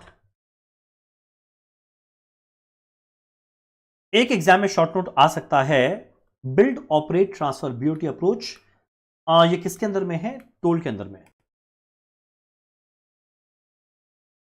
जो टोल बूथ होता है ना उसमें।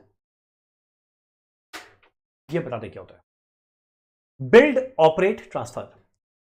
जनरली क्या रहता है ना, जितना इंफ्रास्ट्रक्चर का काम है आज तक गवर्नमेंट खुद अपने हाथ में रखा करता था, जो जैसे नेशनल हाईवे ये सब बनाना, वो सब काम बाद में प्राइवेट के हाथ में गया।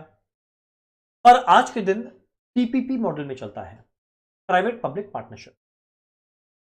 जनरली बिल्ड ऑपरेट ट्रांसफर में क्या होता है, बहुत सारे देश के अंदर में कि प्राइवेट सेक्टर से भी पैसा आए पब्लिक प्रोजेक्ट के अंदर में, उसके लिए बीओटी स्कीम लेकर आया है, जहां पे गवर्नमेंट क्या करता है, पब्लिक प्रोजेक्ट को आउटसोर्स करता है प्राइवेट वालों को। नाम है बिल्ड ऑपरेट एंड ट्रांसफर। इसका मतलब कोई इंफ्रास्ट्रक्चर का जो काम है उसके लिए एक पीरियड बनाया, मान लो 10 साल। क्या बोलेगा प्राइवेट एंटरप्राइज को, प्राइवेट सेक्टर को, कि आप पहले उसको बनाओ, खुद बनाओ, बिल्ड करो। बिल्ड करने के बाद अगले 10 साल तक आप उसको ऑपरेट करो, यानी जो ऑपरेशन का खर्चा है, जो मेंटेनेंस का खर्चा है, पूरा लो, खर्चा करो, और जितना टोल आएगा वो टोल कलेक्शन भी आपका है, ऑपरेट कर। और जैसे वो कंसेशन पीरियड खत्म हो जाएगा, उसके बाद उसका ओनरशिप ट्रांसफर कर देगा गवर्नमेंट को, बाद में ट्रांसफर करो। तब इस केस में देखो हमारे गवर्नमेंट का क्या फायदा है, जो ह्यूज कैपिटल एक्सपेंडिचर होने वाला था वो मेरा नहीं होकर किसका हो गया, किसी और का, तो वो पैसा गवर्नमेंट कहीं और लगाएगा अभी तुरंत। अगला, आप बिल्ड करके ऑपरेट करके टोल कलेक्शन करो, इससे वो प्राइवेट सेक्टर को भी मोटिवेशन मिलेगा कि मान लो कोई बड़ा अच्छा इंडस्ट्रियल एरिया है, वहां पे अच्छा खासा टोल कलेक्शन होगा, तो वो भी प्रॉफिटेबल, काफी प्रॉफिटेबल रहेगा। तब एक और बात, ट्रांसफर करने के दौरान क्या प्राइस सेट होगा? ऐसा तो नहीं है कि फ्री में ट्रांसफर कर देगा, गवर्नमेंट पैसा देगा। उस समय क्या फेयर प्राइस होना चाहिए, कितना बेनिफिट मिल गया, कितना और बेनिफिट बचा है, क्या ट्रैफिक का फ्लो है, ये सब कुछ को मद्देनजर रखते हुए प्राइस डिटरमाइन किया जाएगा। तो ये बड़ा अच्छा कंसेप्ट है बिल्ड ऑपरेट ट्रांसफर। क्या है? बहुत देश में पब्लिक प्रोजेक्ट में प्राइवेट सेक्टर को लाया गया है अंडर बीओटी मॉडल, जहां पे गवर्नमेंट आउटसोर्स करेगा public project to private sector. Private sector design करेगा, फाइनेंस करेगा, बनाएगा, ऑपरेट करेगा। देखो ऑपरेट तक, कंस्ट्रक्ट माने बिल्ड, ऑपरेट करेगा, और इवेंचुअली कंसेशन पीरियड खत्म होने के बाद ओनरशिप ट्रांसफर कर देगा गवर्नमेंट को। तब इस केस में जो इंफ्रास्ट्रक्चर प्रोजेक्ट है, यहां पे प्राइवेट सेक्टर का पार्टनरशिप आ गया। किस प्राइस में ट्रांसफर करेगा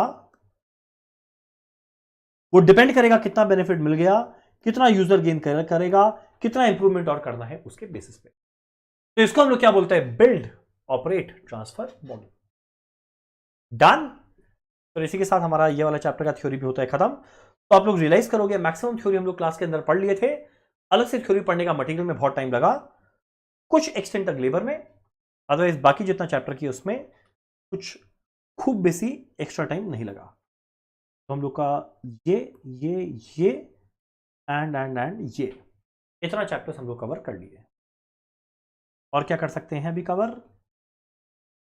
वेल करने को तो कर सकते हैं, पर आई थिंक काफी हो गया एक क्लास के लिए। आज की क्लास को खत्म। Thank you.